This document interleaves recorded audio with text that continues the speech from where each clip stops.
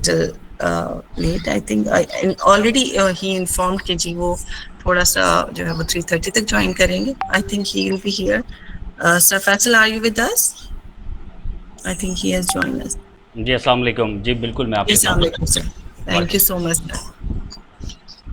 Sir हमने already जो है ना अपने सारे फेलो मेंबर्स को जो है वो मैंने और जोहा ने बहुत ज़्यादा उनका टाइम लिया है, उनको यू कैन से बहुत पका दिया है. ओके। तो ऑलरेडी दे आर कि जी बस अब मैं सनम अब आप चुप हो जाए. हमें सर फैसल को सुनना है. नहीं नहीं, I am very sorry about that. एक कमिटमेंट तो No, कमिटमेंट don't be होती है। sorry. I have already informed but या एग्जैक्टली असल में जो वीकडेज होते हैं वो तो हमारे बिजी होते ही हैं, लेकिन हमारे जो them. वीकेंड्स होते हैं वो वीकडेज से ज़्यादा बिजी रहते हैं। बिल्कुल, I totally understand and I believe कि एवरीवन कैन अंडरस्टैंड कि वो थैंक यू। सब लोग यहाँ है संडे के दिन, but exactly. Obviously you have engagement. Thank you so much, sir. Now floor is yours. You can start. Thank you. Thank you so much, thank you so much. जी And बिस्मिल्लाहिर्रहमानिर्रहीम, अस्सलाम वालेकुम एवरीवन। आई होप आप सब लोग खैरियत से होंगे। तो स्टार्ट करते हैं बिस्मिल्लाह से, अल्लाह के बाबरकत नाम से।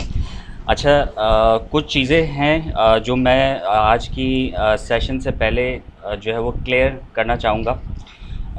कुछ कन्फ्यूजन्स होती हैं हमारे जहन में एसडीजीज़ को लेकर, और पहले मैं उसको थोड़ा सा क्लियर करता हूँ और उसके बाद फिर हम अपनी ऑफिशियल सेशन की तरफ जाएंगे, और उसके बाद फिर उसकी क्लोजिंग के वक्त मैं आपको कुछ चीज़ें बताऊँगा जो आपके आगे फ्यूचर करियर के हवाले से कारआमद रहेंगी। चाहे आप एसडीजी को एज अ करियर लेके चलें, चाहे आप एसडीजी को एज अ बिज़नेस लेके चलें, आप एज अ कंसल्टेंसी लेके चलें, या आप उसको एक फ़लाही काम समझ के चलें। तो तीनों चारों तरह से आप एसडीजीज़ को किस तरह लेकर चल सकते हैं, इंशाल्लाह eight the end of this session उसको हम कंक्लूड करेंगे। और मुझे पूरी उम्मीद है कि इस सेशन के बाद आपको एटलीस्ट ये क्लियर हो जाएगा कि एसडीजी में आपका क्या हिस्सा है, आपका क्या रोल है, और उसके बाद आप एसडीजी से क्या कर सकते हैं, और आप क्या एक्सपेक्ट कर सकते हैं एसडीजी से, और एसडीजी को आपसे क्या चाहिए।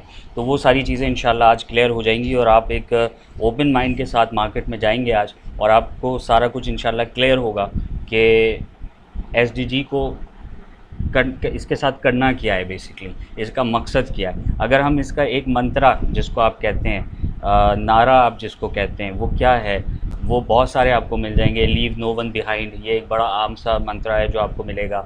उसके अलावा एक और आपको मिल जाएगा 5 पीस का, कि पीस, प्रॉस्पेरिटी, और ये सारा कुछ आपको नेट पे मिलेगा।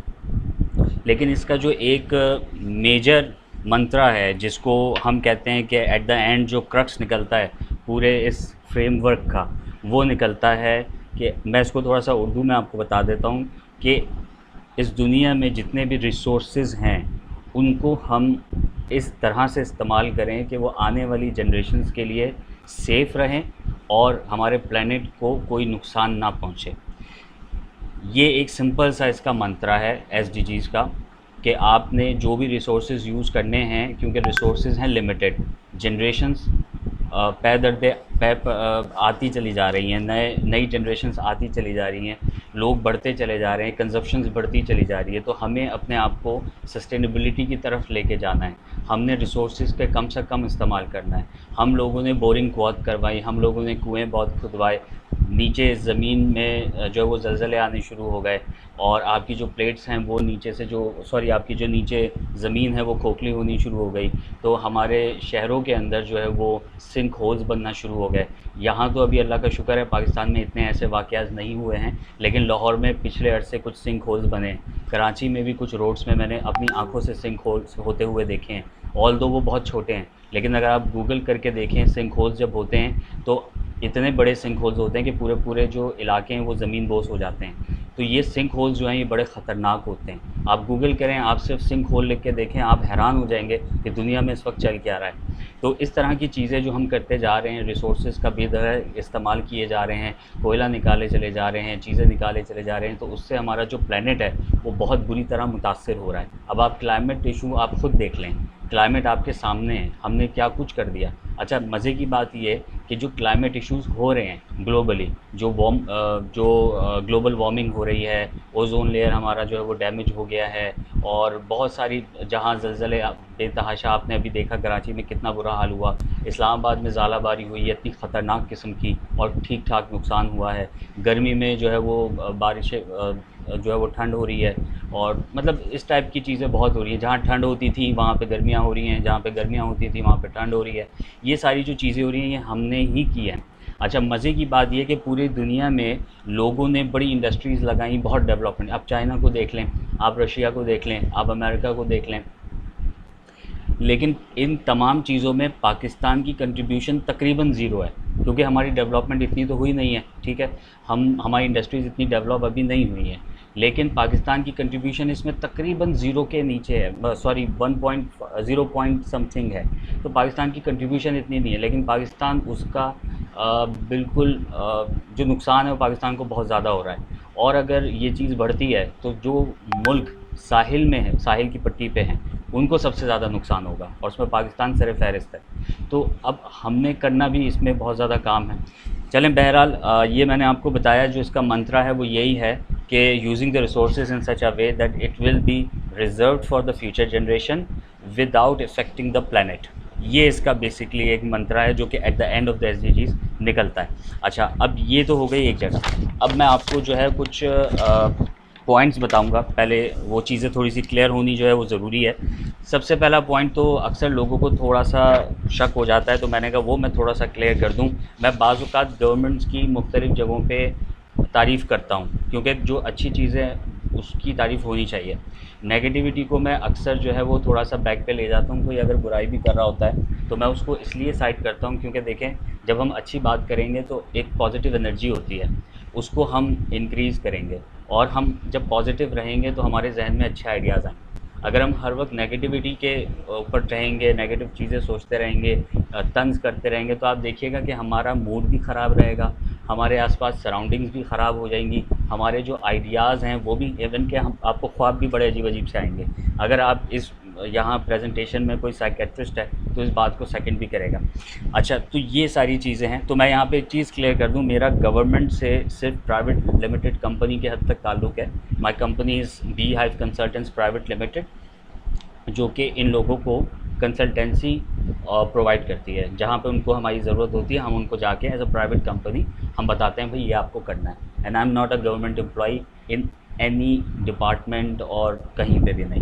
We are totally a private limited company, हम प्राइवेट लोग हैं, और हमारा इनसे इंटरनली कोई मामला नहीं है, हम प्राइवेटली इन लोगों के साथ काम करते हैं। तो एक चीज़ मैं यहाँ पे क्लियर करना चाह रहा हूँ। तो अक्सर लोग समझते हैं हमें कि शायद हम लोग गवर्नमेंट के साथ जो है वो कर रहे हैं। हाँ, प्रोजेक्ट्स में, एमओयूज़ में हम उनके साथ काम करते हैं, लेकिन we are not employees of government. अच्छा, उसके बाद हम आ जाते हैं एक और चीज़। अब हम बेसिक जो चीज़ें हैं, जो क्वेश्चंस लोगों के जहन में आती है, उसको थोड़ा सा मैं क्लियर कर देता हूँ। अक्सर लोग कहते हैं भाई एसडीजीज़ जो है ये तो अंग्रेज़ों का एजेंडा है, और ये जो है ना हमें वर्गलाने के लिए, या पता नहीं क्या क्या चीज़ लोग जो है अक्सर बोलते हैं। तो इनफैक्ट कि मैं एक यूनिवर्सिटी में गया तो मेरे पास एक लड़की आई, वो कहती है कि सर आप इन चीज़ों में कहाँ पड़ गए, ये तो दज्जाली फितना है।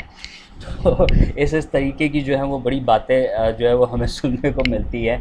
अच्छा, देखें, इसमें सिंपल सी बात है, बहुत सिंपल सी बात है। आप जब एसडीजीज़ को पढ़ेंगे आपको बहुत सारी चीज़ें जो है वो समझ में आएंगी कि ये तो बेसिक वो चीज़ें हैं जो कि तकरीबन इस दुनिया में जितने भी मज़ाहिब हैं उन सब मज़ाहिब में इन चीज़ों का ज़िक्र है। सारी अच्छी बातें जो हैं वो मज़ाहिब में मौजूद होती हैं। अच्छा, दूसरी चीज़ ये है कि एसडीजीज़ को आप पढ़ें, एसडीजीज़ के टारगेट्स और इंडिकेटर्स को आप पढ़ें। उसमें से अगर आपको लगता है कि ये स्पेसिफ़िक टारगेट या इंडिकेटर ऐसा है जो हमारे कल्चरल और मॉरल वैल्यूज़ को या रिलीजियस वैल्यूज़ को जो है वो नफ़ी करता है या उससे उसके बरक्स है, तो आप एग्जैक्ट उस चीज़ को छोड़ दें, बाकी चीज़ों को आप फॉलो करें।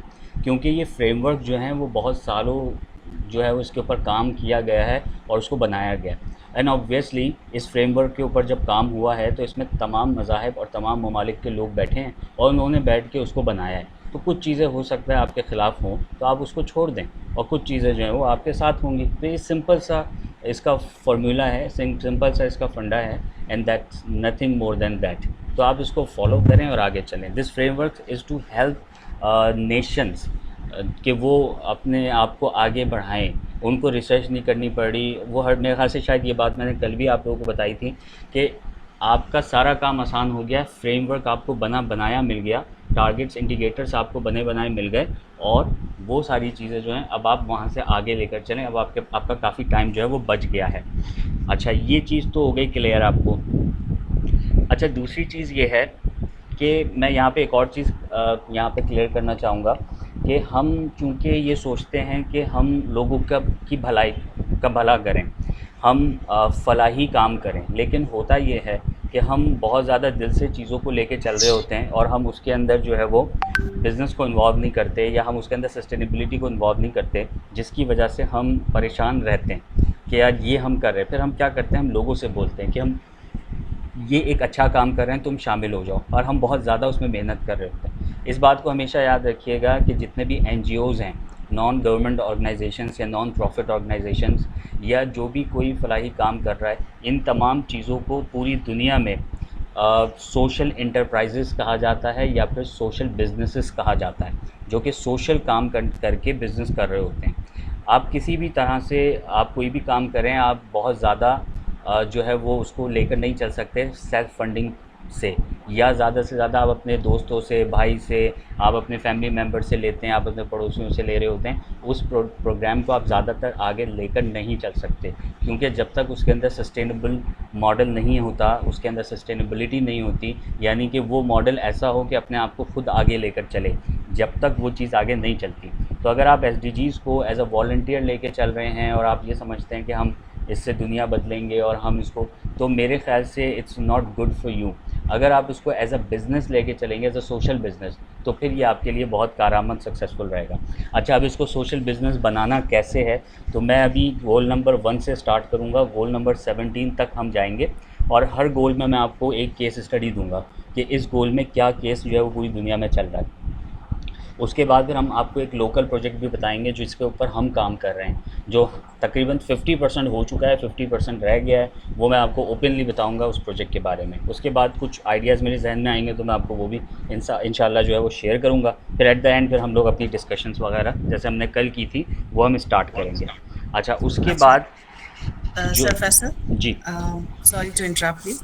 बस एक चीज़ यहाँ पर चूँकि आपने जैसे भी बताया यहाँ पर कि सोशल इंटरप्राइजेस हैं, यहाँ दुनिया में जितनी भी फाउंडेशंस या एनजीओस या नॉन गवर्नमेंटल काम कर रहे हैं, क्योंकि अभी हम सिर्फ यस यू कैन के हवाले से कुछ बात कर रहे थे, तो चूँकि ये उससे कनेक्टेड है, as are Yes You Can Global Foundation is not a social enterprise. ये सिर्फ थोड़ा सा मुझे क्लियर करना था, and it's totally a self funding. ये अभी चूँकि हमारी बात हुई थी तो इसलिए मैंने सोचा कि इसको क्लियर किया जाए कि for last 7 years it has been working, and अल्हम्दुलिल्लाह सस्टेनेबिलिटी है अभी तक।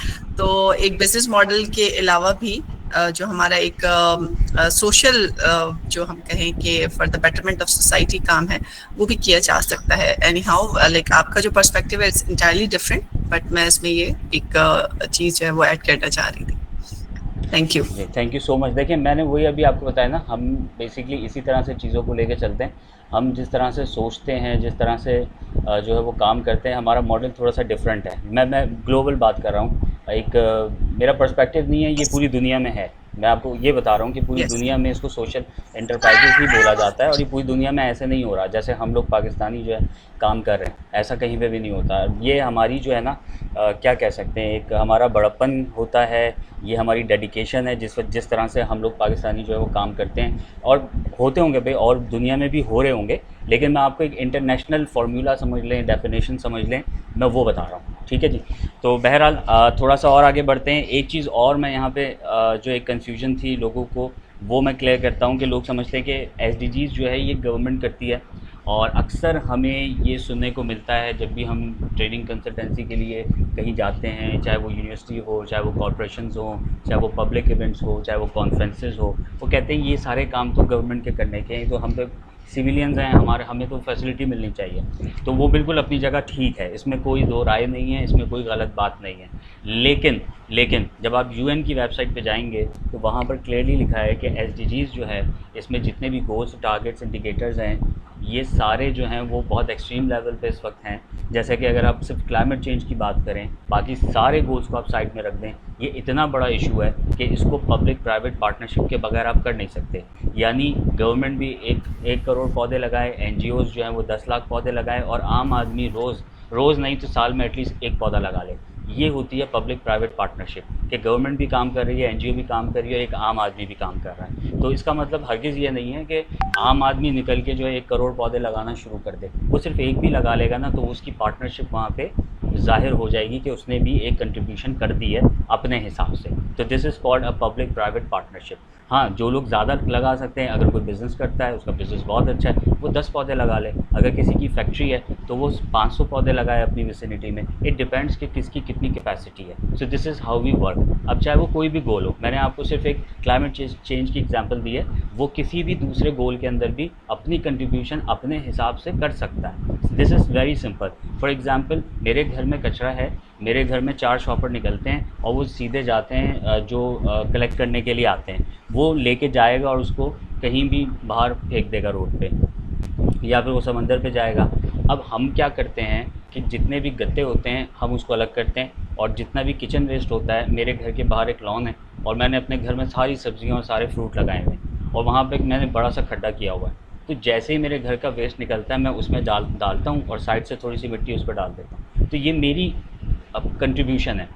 तो this is called public private जो है पार्टनरशिप। अब मैं इंडिविजुअल कैपेसिटी में करूं, या मैं टीम बना के करूं, या मैं इसको बहुत ज़्यादा सीरियसली करूं, या मैं इसको एक बिज़नेस बना के कर लूं, तो इट डिपेंड्स ऑन मी कि मैं इसको किस तरह से सोच रहा हूं और मैं किस तरह से इसको आगे लेके जाना चाहता हूं। तो ये कंट्रीब्यूशन है। तो this is how we work. अच्छा, उसके बाद हम आ जाते हैं, ये कुछ बेसिक कॉन्सेप्ट्स थे जो मैं यहाँ पे आपको क्लियर करना चाह रहा था।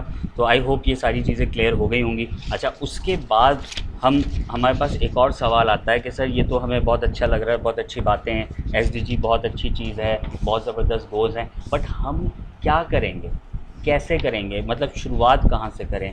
हम ये अगर सीख लेते हैं तो हम जाएंगे कहाँ? हम मतलब कंट्रीब्यूट कैसे करें? लोग परेशान हैं, लोग कह रहे हैं कि हम ठीक है, हमें समझ आया, अब जाना कहाँ है?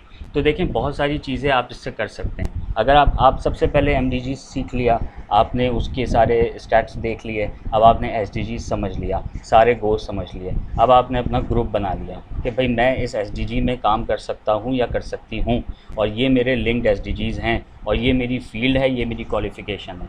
पहले आपने लर्निंग की, उसके बाद आपने अपनी स्ट्रेटजी तैयार की, फिर आपने एक विज़न बना लिया कि ये मेरा विज़न है और इसको लेके मैंने आगे चलना है। अब आपका जो थर्ड स्टेप आता है, जो कि फाइनल स्टेप है, वो ये है कि आपको डिसीजन लेना है कि आपको किस डायरेक्शन में जाना है। अब पहली डायरेक्शन तो सिंपल ये आती है कि आप अपना एक स्टार्टअप स्टार्ट कर लें, आप अपना कोई बिज़नेस आइडिया प्लान करें और उसकी एग्जीक्यूशन आहिस्ता आहिस्ता स्टार्ट करें। अगर आप जॉब कर रहे हैं, जॉब के साथ साथ करते रहें, जब वो मैच्योर हो जाए तो आप जॉब को स्विच करें और बिज़नेस की तरफ आ जाएं 100%। ठीक है, इसी तरीके से आप अपने कोई आइडिया बनाएं और उसके ऊपर काम करें, यानी बिज़नेस की तरफ आप आ जाएं। दूसरा जो आप काम कर सकते हैं, एसडीजी को सीख के आप किसी एनजीओ को एग्जीक्यूटिव पोजीशन पे ज्वाइन कर सकते हैं। अगर आप अच्छे तरीके से सीख लेते हैं एसडीजीज़ को, तो कोई भी एनजीओ आपको हायर कर लेगा, एज अ कंसल्टेंट हायर कर सकता है। अगर आप फ्रीलांस करना चाहते हैं उनके साथ आप, या फिर वो आपको एग्जीक्यूटिव पोजीशन दे सकते हैं, या आपको वो डायरेक्टर बना सकते हैं, या आपको वो जो है वो एडवाइज़र बना सकते हैं, या व्हाटएवर, वो आपको अपने किसी डिपार्टमेंट का हेड बना सकते हैं। तो दूसरा जो काम है वो आप ये कर सकते हैं। तीसरा जो काम है वो आपका किसी भी गवर्नमेंट डिपार्टमेंट को आप ज्वाइन कर सकते हैं जो कि एसडीजीज़ पे काम कर रहे हैं। एज एन एम्प्लॉई आप ज्वाइन कर सकते हैं और आहिस्ता आहिस्ता आप डायरेक्टर लेवल पे भी जा सकते हैं। चौथा जो है वो आप किसी बड़ी कॉरपोरेशन को एज अ सीएसआर हेड की पोजीशन पे ज्वाइन कर सकते हैं, या फिर एक नई पोजीशन इस दुनिया में आ चुकी है पिछले 5-6 साल पहले, उसको हम कहते हैं CSO। इसका मतलब है चीफ सस्टेनेबिलिटी ऑफिसर। अच्छा, CSO चीफ सस्टेनेबिलिटी ऑफिसर तकरीबन तमाम बैंक्स अपने पास रख चुके हैं, जहाँ तक मेरी इन्फॉर्मेशन है। हो सकता है छोटे मोटे बैंक्स ने अभी ना रखा हो, और इसी तरीके से काफ़ी टेक्सटाइल कंपनीज़ हैं जिन्होंने अपने पास चीफ सस्टेनेबिलिटी ऑफिसर्स हायर कर लिए हैं। फार्मास्यूटिकल कंपनीज़ हैं। अगर मैं आपको बताऊं तो मेरे पास इस वक्त पाकिस्तान की 1000 फार्मास्यूटिकल कंपनीज़ का डेटा मौजूद है, उनके CEOs का डेटा, उनके HR मैनेजर्स का डेटा, क्योंकि हम लोग उनके साथ एक हेल्थ के ऊपर एक प्रोजेक्ट कर रहे हैं। सिर्फ 1000 कंपनीज़ हमारे पास सिर्फ फार्मास्यूटिकल्स की हैं। टेक्सटाइल की तो मेरे ख़्याल से शायद 5-6 हज़ार कंपनीज़ होंगी। तो अब आप सोच सकते हैं कि कितनी ज़्यादा पोजीशंस इस वक्त मार्केट में मौजूद होंगी, और ये आहिस्ता आहिस्ता बढ़ती चली जा रही हैं। अच्छा, इसकी वजह मैं आपको बताऊं और मैं आपको इसकी इम्पोर्टेंस बताऊं कि why they people are hiring chief sustainability officers. ये सिर्फ इसलिए नहीं कि उनको एक अच्छा काम करना है, ये इसलिए भी कि ये इंटरनेशनल मार्केट की रिक्वायरमेंट बन गई है। अगर आपका प्रोडक्ट सस्टेनेबल नहीं होगा, आपके प्रोडक्ट में जो केमिकल्स हैं वो ख़तरनाक होंगे, या आपकी जो फैक्ट्री है वो पोल्यूशन या कार्बन डाइऑक्साइड बढ़ा रही है और उसके स्टैटिस्टिक्स जो हैं वो आपको अपनी वेबसाइट पे मेंशन करने हैं, तो डेफ़िनेटली आपका जो प्रोडक्ट है वो दूसरी मार्केट के लोग नहीं ख़रीदेंगे। ये इंटरनेशनल रूल जो है वो बनता चला जा रहा है और ये बहुत स्ट्रिक्टली फ़ॉलो भी हो रहा है। जिस तरह से पाकिस्तान में जो है वो एक दफ़ा पाकिस्तान की जो फुटबॉल्स हैं वो फीफा वर्ल्ड कप में जाती थी, और एक दफ़ा पाकिस्तान के ऊपर जो है वो चार्ज भी लग गया था और पाकिस्तान की बड़ी बदनामी हुई थी कि ये फ़ुटबॉल जो है वो चाइल्ड लेबर से बनवाई जाती है। तो इसी तरीके से अगर आपकी फैक्ट्री, आपकी कोई भी कंपनी जो है वो प्रोडक्शन करती है और उसका जो वो क्लाइमेट के ऊपर जो है वो इफ़ेक्ट करती है, तो डेफ़िनेटली आपका प्रोडक्ट कोई भी नहीं ख़रीदेगा। इसी तरीके से एसडीजीज़ के बहुत सारे रूल्स बन रहे हैं। अब आप सबको आईएसओ का पता होगा, इंटरनेशनल स्टैंडर्ड ऑर्गेनाइजेशन। आईएसओ जब पाकिस्तान पूरी दुनिया में आया था तो हमने उसको बहुत ज़्यादा समझा नहीं था, हमने उसको कोई इज़्ज़त नहीं दी थी और हम लोग अपना काम करते रहे। दुनिया ने उसको एक्सेप्ट किया, सारी कंपनीज़ ने आईएसओ स्टैंडर्ड्स को अप्लाई किया अपने पास, उनकी एक्सपोर्ट बढ़ना शुरू हो गई, हमारी एक्सपोर्ट गिरना शुरू हो गई। जब हमारा प्रोडक्ट जाता था या हमारा सैंपल जाता था, वो पूछते थे किस स्टैंडर्ड पे बना रहे हो, तो हम बोलते थे हम कोई फॉलो नहीं करते स्टैंडर्ड। तो कहते थे ठीक है, हम आपसे प्रोडक्ट नहीं ख़रीदेंगे। तो फिर एक बेहंगम जो है वो अजीब तरीके से जो है वो हड़बड़ हो गई और जो है लोगों ने आईएसओ की तरफ भागना शुरू किया। फिर आईएसओ की सर्टिफिकेशंस के कॉस्ट बढ़ गई, तो वो ब्लैक में होने लगा, फिर 2 नंबरी शुरू हो गई। तो ये सारे मामला जो हैं एक आम सी बात है। और उसके बाद फिर आईएसओ स्टैंडर्ड्स के ऊपर रेल पेल हुई और फिर लोगों ने आईएसओ स्टैंडर्ड्स लेने शुरू किए और अब एक्सपोर्ट में थोड़ी सी बेहतरी आनी शुरू हो गई। तो इसी तरीके से एसडीजीज़ है, एसडीजीज़ को अगर हम फॉलो नहीं करेंगे तो फिर आखिर के 1 आध साल में हम फिर परेशान हो जाएंगे, हम फिर गोल्स को अचीव करने की कोशिश करेंगे। क्योंकि अगर हमारा जो जहाज़ है वो इतना मेंटेन नहीं होगा तो दूसरे एयरपोर्ट पे उतर नहीं सकेगा। वो कहेंगे कि हमने अपना कार्बन कम कर दिया है और आप अपने मुल्क से लाकर अपने जहाज़ से यहाँ पे कार्बन डाइऑक्साइड बढ़ा रहे हो, आप हमारी जगह पर पोल्यूशन कर रहे हो। तो बहुत सारी और चीज़ें, हमारी क्वालिटी एजुकेशन अच्छी नहीं होगी तो हमारे बच्चे यहाँ से पढ़ के जाते हैं, बैचलर्स कंप्लीट करके जाते हैं, तब भी उनको वहाँ पे 1 साल पढ़ना पड़ता है, 6 महीने पढ़ना पड़ता है, तब जाके वो वहाँ पे आगे फर्दर पढ़ने के काबिल होते हैं। मेरे ख़्याल से अगर यहाँ पे बैचलर करके अब आगे चल के जाएंगे, अगर खुदा न खास्ता, तो वो बोलेंगे भाई आप यहाँ आके दोबारा बैचलर कंप्लीट करो। तो ये सारी चीज़ें हैं जिनको हमने फॉलो करना है। तो एसडीजीज़ के अंदर ये सारी चीज़ें मेंशन हैं कि आपने किस तरह से इंटरनेशनल स्टैंडर्ड को मेंटेन करना है और किस तरह से आपको इन तमाम टारगेट्स और इंडिकेटर्स को साथ लेकर चलना है ताकि आप दुनिया को मीट कर सकें, उनके साथ चल सकें, उनके कदम कदम मिला के चल सकें। तो ये इंपॉर्टेंट है। और जो 5वां पॉइंट है कि आप एसडीजी सीख कर क्या कर सकते हैं, आप ट्रेनर बन सकते हैं, कंसल्टेंट बन सकते हैं, पॉलिसी मेकर बन सकते हैं, इंडिपेंडेंट भी बन सकते हैं, किसी इदारे के साथ मिलकर भी बन सकते हैं। अब इंडिपेंडेंट कैसे बन सकते हैं, आप इसको स्टडी करें, रिसर्च करें और अपने ही प्रोफाइल बिल्ड करें, बिल्ड करके आप लोगों को, कंपनीज़ को भेजें कि I will consult you in this. और अगर आप इदारे को ज्वाइन करना चाहते हैं, आप जैसे हमारी कंपनी है, आप हमारे पास आ जाएँ, हमारे साथ कंसल्टेंट हो जाएँ। क्योंकि मेरे पास अगर 10 कंपनीज़ कॉल करती हैं तो मैं 10 कंपनीज़ में एक दिन में ट्रेनिंग नहीं करा सकता या उनको कंसल्टेंसी नहीं दे सकता। Definitely we need a team. तो आप हमें ज्वाइन करें, हमारे जैसे दूसरी कंपनीज़ को ज्वाइन करें। तो हमारे पास 5-6 जो है वो तरीक़ेकार मौजूद हैं एसडीजी सीखने के बाद कि हम क्या क्या कुछ जो है वो एसडीजी सीखने के बाद कर सकते हैं। दोबारा से रिपीट कर देता हूँ जल्दी। पहला तो ये है कि आप अपना कोई बिज़नेस या कोई स्टार्टअप स्टार्ट कर लें एसडीजी के मुताबिक। उसके बाद आप आ जाते हैं कि आप किसी एनजीओ को एग्जीक्यूटिव पोजीशन पर ज्वाइन कर लें, आप किसी गवर्नमेंट डिपार्टमेंट को ज्वाइन कर लें, तीसरा पॉइंट है। चौथा पॉइंट ये है कि आप किसी कॉर्पोरेट या किसी बड़ी कंपनी को एज अ CSR हेड या फिर चीफ सस्टेनेबिलिटी ऑफिसर ज्वाइन कर लें। और 5वें नंबर पे आप ट्रेनर, कंसल्टेंट या फिर पॉलिसी मेकर बन जाएं और इसके ऊपर काम शुरू कर दें।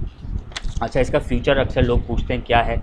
MDGs आए थे 15 साल तक, फिर 15 साल तक SDGs आ गए। 30 साल का बैकग्राउंड तो आपके सामने है कि 30 साल से तो ये सारी चीज़ें चली रही हैं और जिस तरह से सारे प्रॉब्लम्स क्रिएट हो रहे हैं, बढ़ते चले जा रहे हैं, क्लाइमेट का इशू बढ़ रहा है, एजुकेशन की बेहतर से बेहतर होती चली जा रही है पूरी दुनिया में, तो ये सारी चीज़ें आगे भी चलेंगी। जो 2050 तक, 2045 तक के मज़ीद एजेंडाज़ हमारे सामने आने शुरू हो चुके हैं, वो आहिस्ता आहिस्ता फ़िल्टर होंगे और मुझे लगता है कि 2030 में पहले MDGs था, SDGs है, अब शायद S की जगह कोई और अल्फ़ाबेट लगा के इसको इंट्रोड्यूस कर दिया जाएगा।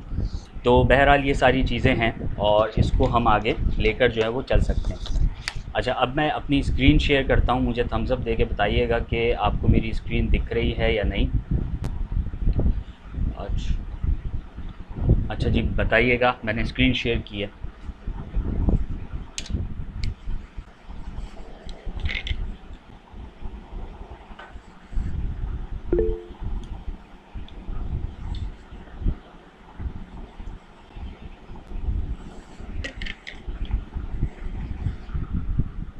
जी थैंक यू सो मच।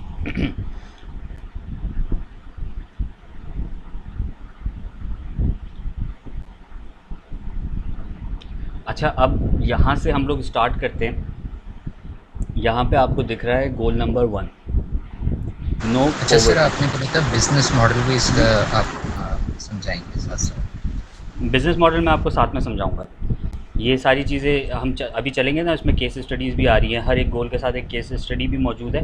और जो बिज़नेस जो हमने प्लान किया, जो हम कर रहे हैं, वो भी मैं आपको बताऊँगा। और उसके अलावा और भी कुछ आइडियाज़ हैं, वो भी मैं इंशाल्लाह आपसे शेयर करूँगा। अच्छा, क्वेश्चंस वगैरह आपके पास आए ना, तो आप लोग उसको लिखते रहें, क्योंकि eight the end of the session जो है ना, एक क्वेश्चन आंसर जैसे हमने लास्ट टाइम किया था ना, वो हम करेंगे इंशाल्लाह। 25-30 मिनट का जितना भी हमारे पास टाइम होगा, वो इंशाल्लाह हम करेंगे। अच्छा, अब गोल नंबर 1 में पॉवर्टी है, और अक्सर जब भी हम कहीं पे इसके बारे में बताते हैं, एसडीजीज़ के बारे में, तो नो पॉवर्टी का सिर्फ एक सिंबल बना होता है, और उसको देख के लोग समझते हैं कि ये उन लोगों का ज़िक्र हो रहा है जो बेचारे रोड पे सो रहे हैं, जिनके पास खाने को नहीं है, घर नहीं है, या उनके पास जो है वो झोपड़ी में बेचारे रह रहे हैं, उनका बहुत बुरा हाल है। लोग ये समझते हैं। मैंने लास्ट टाइम भी आपको बताया था कि जब हम एमडीजीज़ की बात कर रहे थे, तो वहाँ पर एक्सट्रीम पॉवर्टी की बात हुई थी। एक्सट्रीम पॉवर्टी दुनिया में 2000 से 2015 में काफ़ी हद तक ख़त्म हो गई थी। अगर आप में से किसी को पता है कितनी परसेंट हुई थी, तो मुझे अभी आप बता सकते हैं माइक ऑन करके। अच्छा, एक्सट्रीम पॉवर्टी पे दुनिया बहुत पहले काम कर चुकी है। एक्सट्रीम पॉवर्टी के बाद, यानी कि उसको मॉडिफाई किया गया, 15 साल मेहनत की गई, 15 साल के बाद जब एसडीजी की तरफ आए, तो वो सारी चीज़ें पीछे छोड़ के हम आगे एडवांस लेवल पे आ गए हैं। जैसे मैंने आपको एजुकेशन के बारे में बताया था कि एजुकेशन में एसडीजीज़ ने एमडीजीज़ ने प्राइमरी एजुकेशन के ऊपर काम किया था।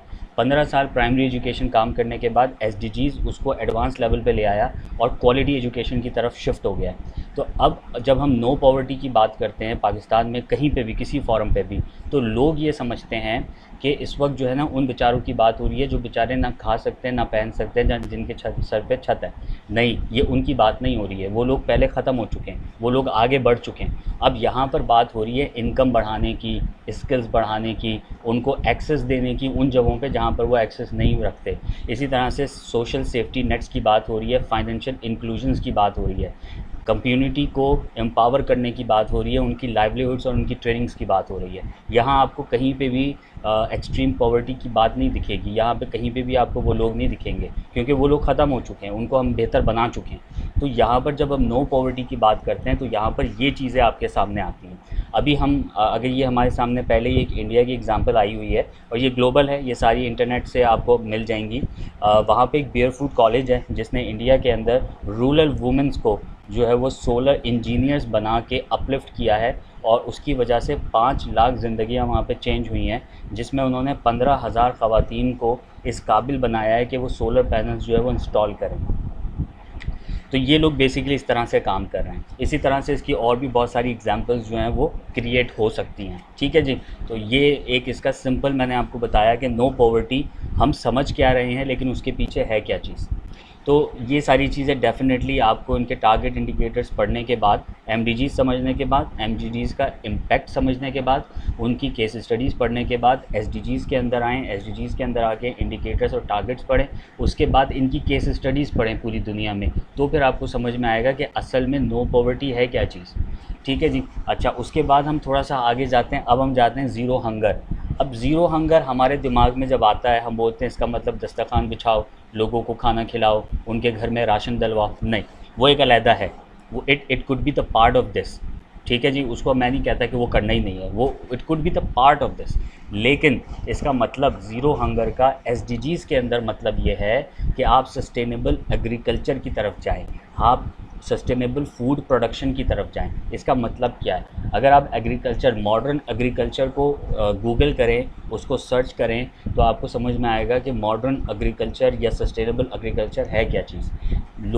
लोगों ने बहुत अरसे पहले जो है वो ड्रिप इरिगेशन इंट्रोड्यूस किया, फिर उन्होंने जो है वो क्या कहते हैं, और बहुत सारी चीज़ें, वो एक और उसका नाम मुझे याद नहीं आ रहा, वो एक टावर से होते हैं, उसके अंदर पानी जो है वो शावर की तरह आता है और उसके अंदर वो सारी चीज़ें होती हैं।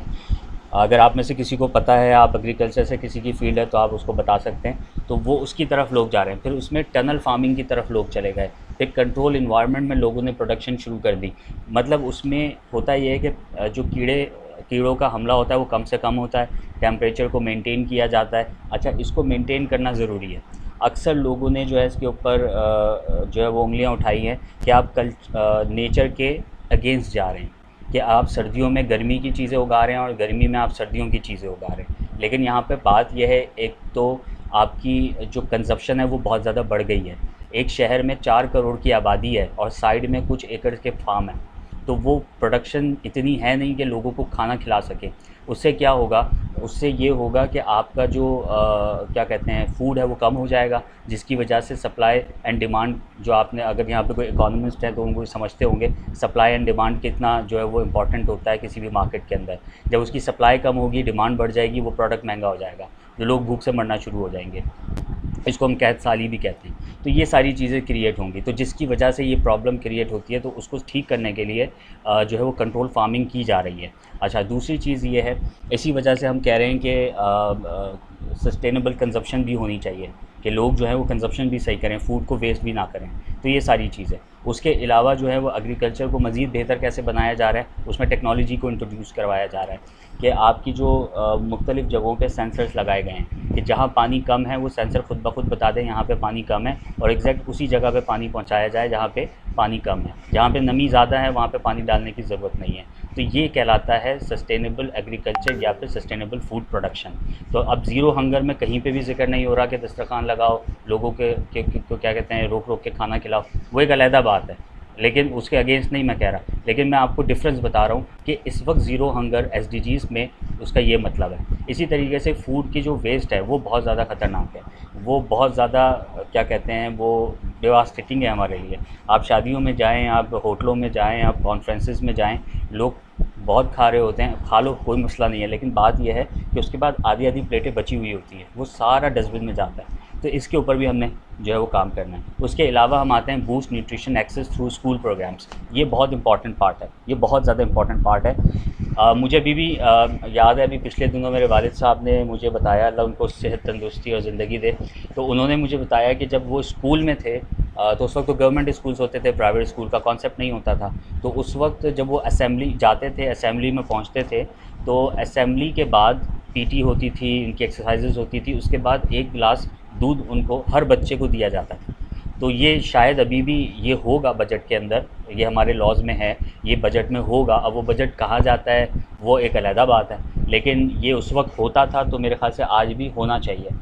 अच्छा, यहाँ पर ये जो, इसको थोड़ी सी इसकी हिस्ट्री देखें, नीचे क्या लिखा हुआ है, world food programmes school meals feed millions enhancing attendance and community health. अगर हम इसको थोड़ा सा और वास्ट करें, इसको इस जुमले को थोड़ा सा और फैलाएं, कि जो बच्चे होते हैं, अगर आप जापान में स्कूल से स्ट्रेटजी को पढ़ेंगे, आप हैरान हो जाएंगे।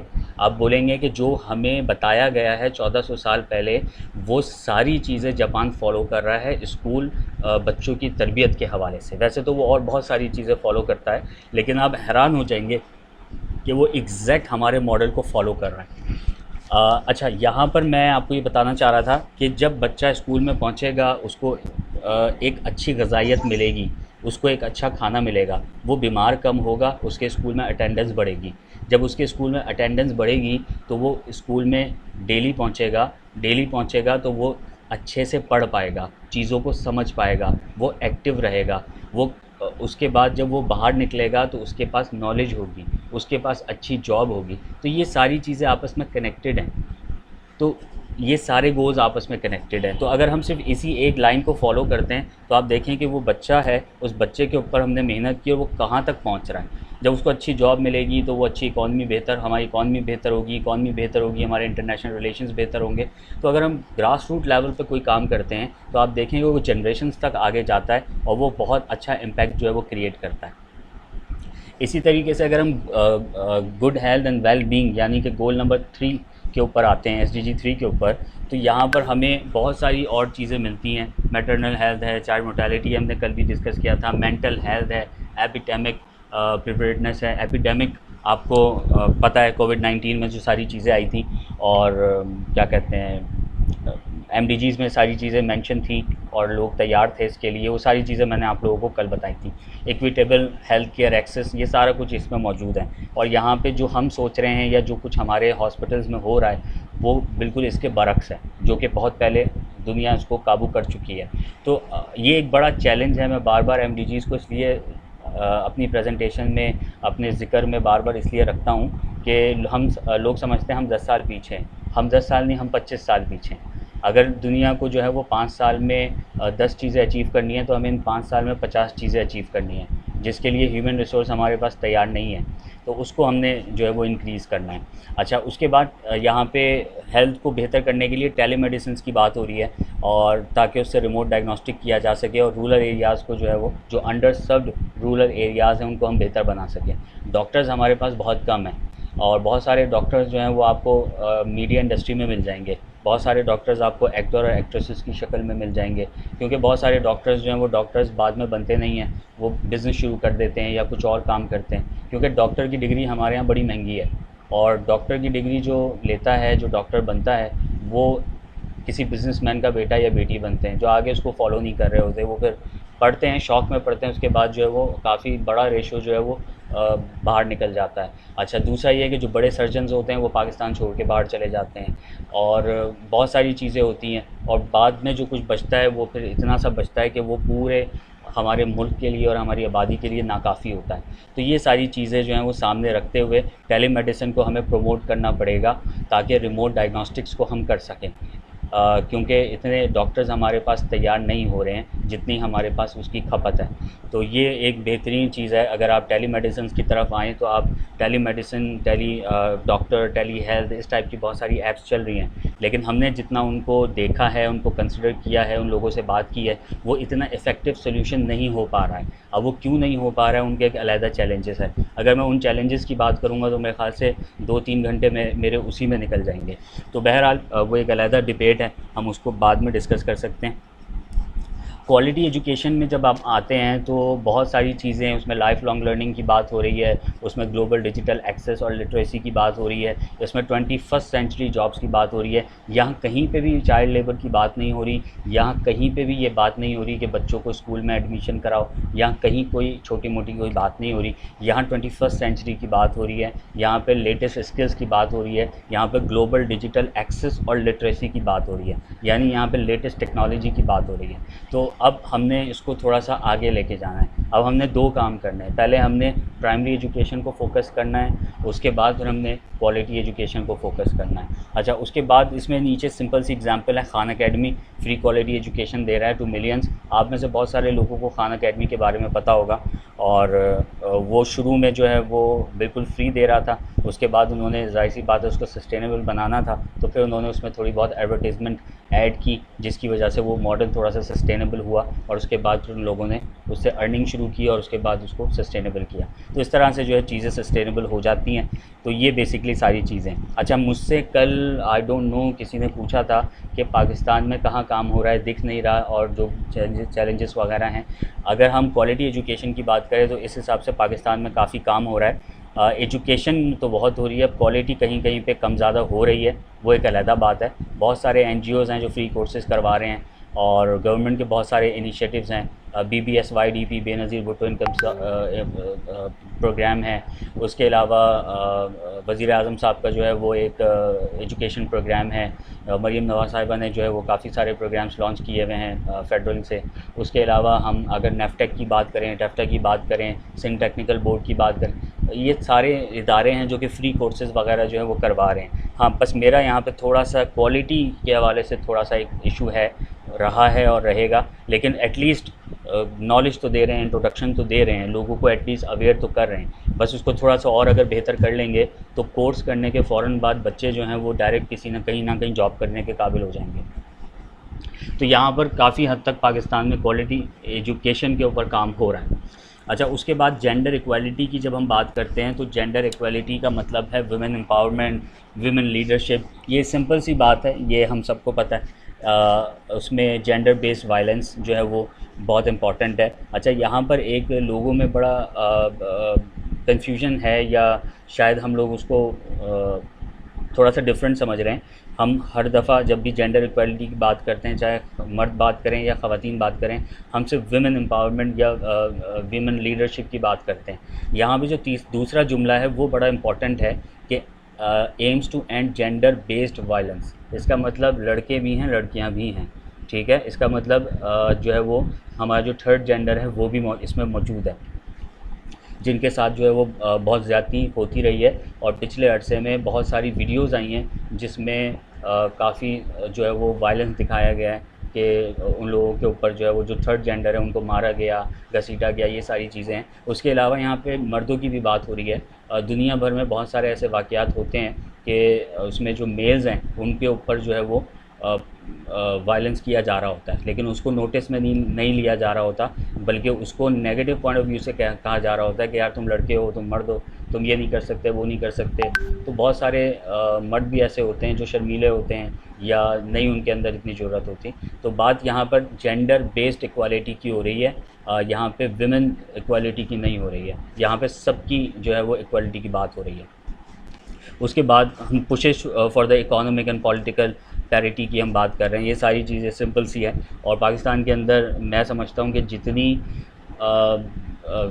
फ़ीमेल्स जो हैं वो इक्विप्ड हैं, जितनी वो एम्पावर्ड हैं, मेरे ख़्याल से दुनिया में कहीं पे भी वुमेन इतनी एम्पावर्ड नहीं है। मैं आपको एक किस्सा सुनाऊंगा इसी दौरान।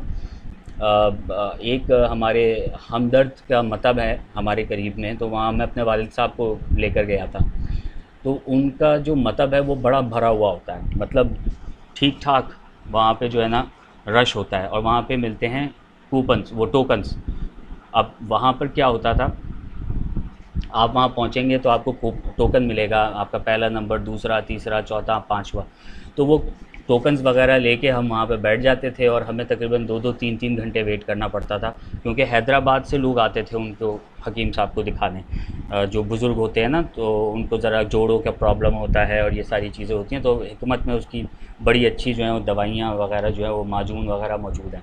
तो हैदराबाद से जो है वो लोग 2-2 घंटे का सफ़र करके उनके पास आते थे रोज़। तो हम भी बैठे हुए थे वहाँ पर। अच्छा, एक सर्टेन टाइम आता था कि वो टोकन देना बंद कर देते थे, क्योंकि अगर वो टोकन देते रहेंगे ना तो वो अगले दिन तक भी लोग आते रहेंगे उनके पास। तो एक सर्टेन टाइम पे वो टोकन देना बंद कर देते थे, और वो ग्रिल बंद कर देते थे। उनके पास लोहे की ग्रिल थी, वो उसको बंद कर देते थे, और जितने लोग अंदर बैठे होते थे बस अब उनको ही देखना है। तो हम लोग वहाँ पे बैठे हुए थे, और अचानक से एक गाड़ी आके रुकी है, और उसमें से एक साहब जो है वो निकले हैं, और वो आके बाहर गेट पे खड़े हो गए, और गार्ड से कहने लगे दरवाज़ा खोलो, हमें अंदर जाना है, हमें टोकन दे दो। उसने कहा आप लेट आए हो, आपके पास टाइम नहीं है। तो वो कहता है यार मैं हैदराबाद से आ रहा हूँ। उसने कहा सर वो ठीक है, लेकिन आप ज़रा लेट आए हैं और हम आपको नहीं कर सकते। थोड़ी देर के बाद उनका एक बेटा गाड़ी से निकल के वो आके खड़ा हो गया।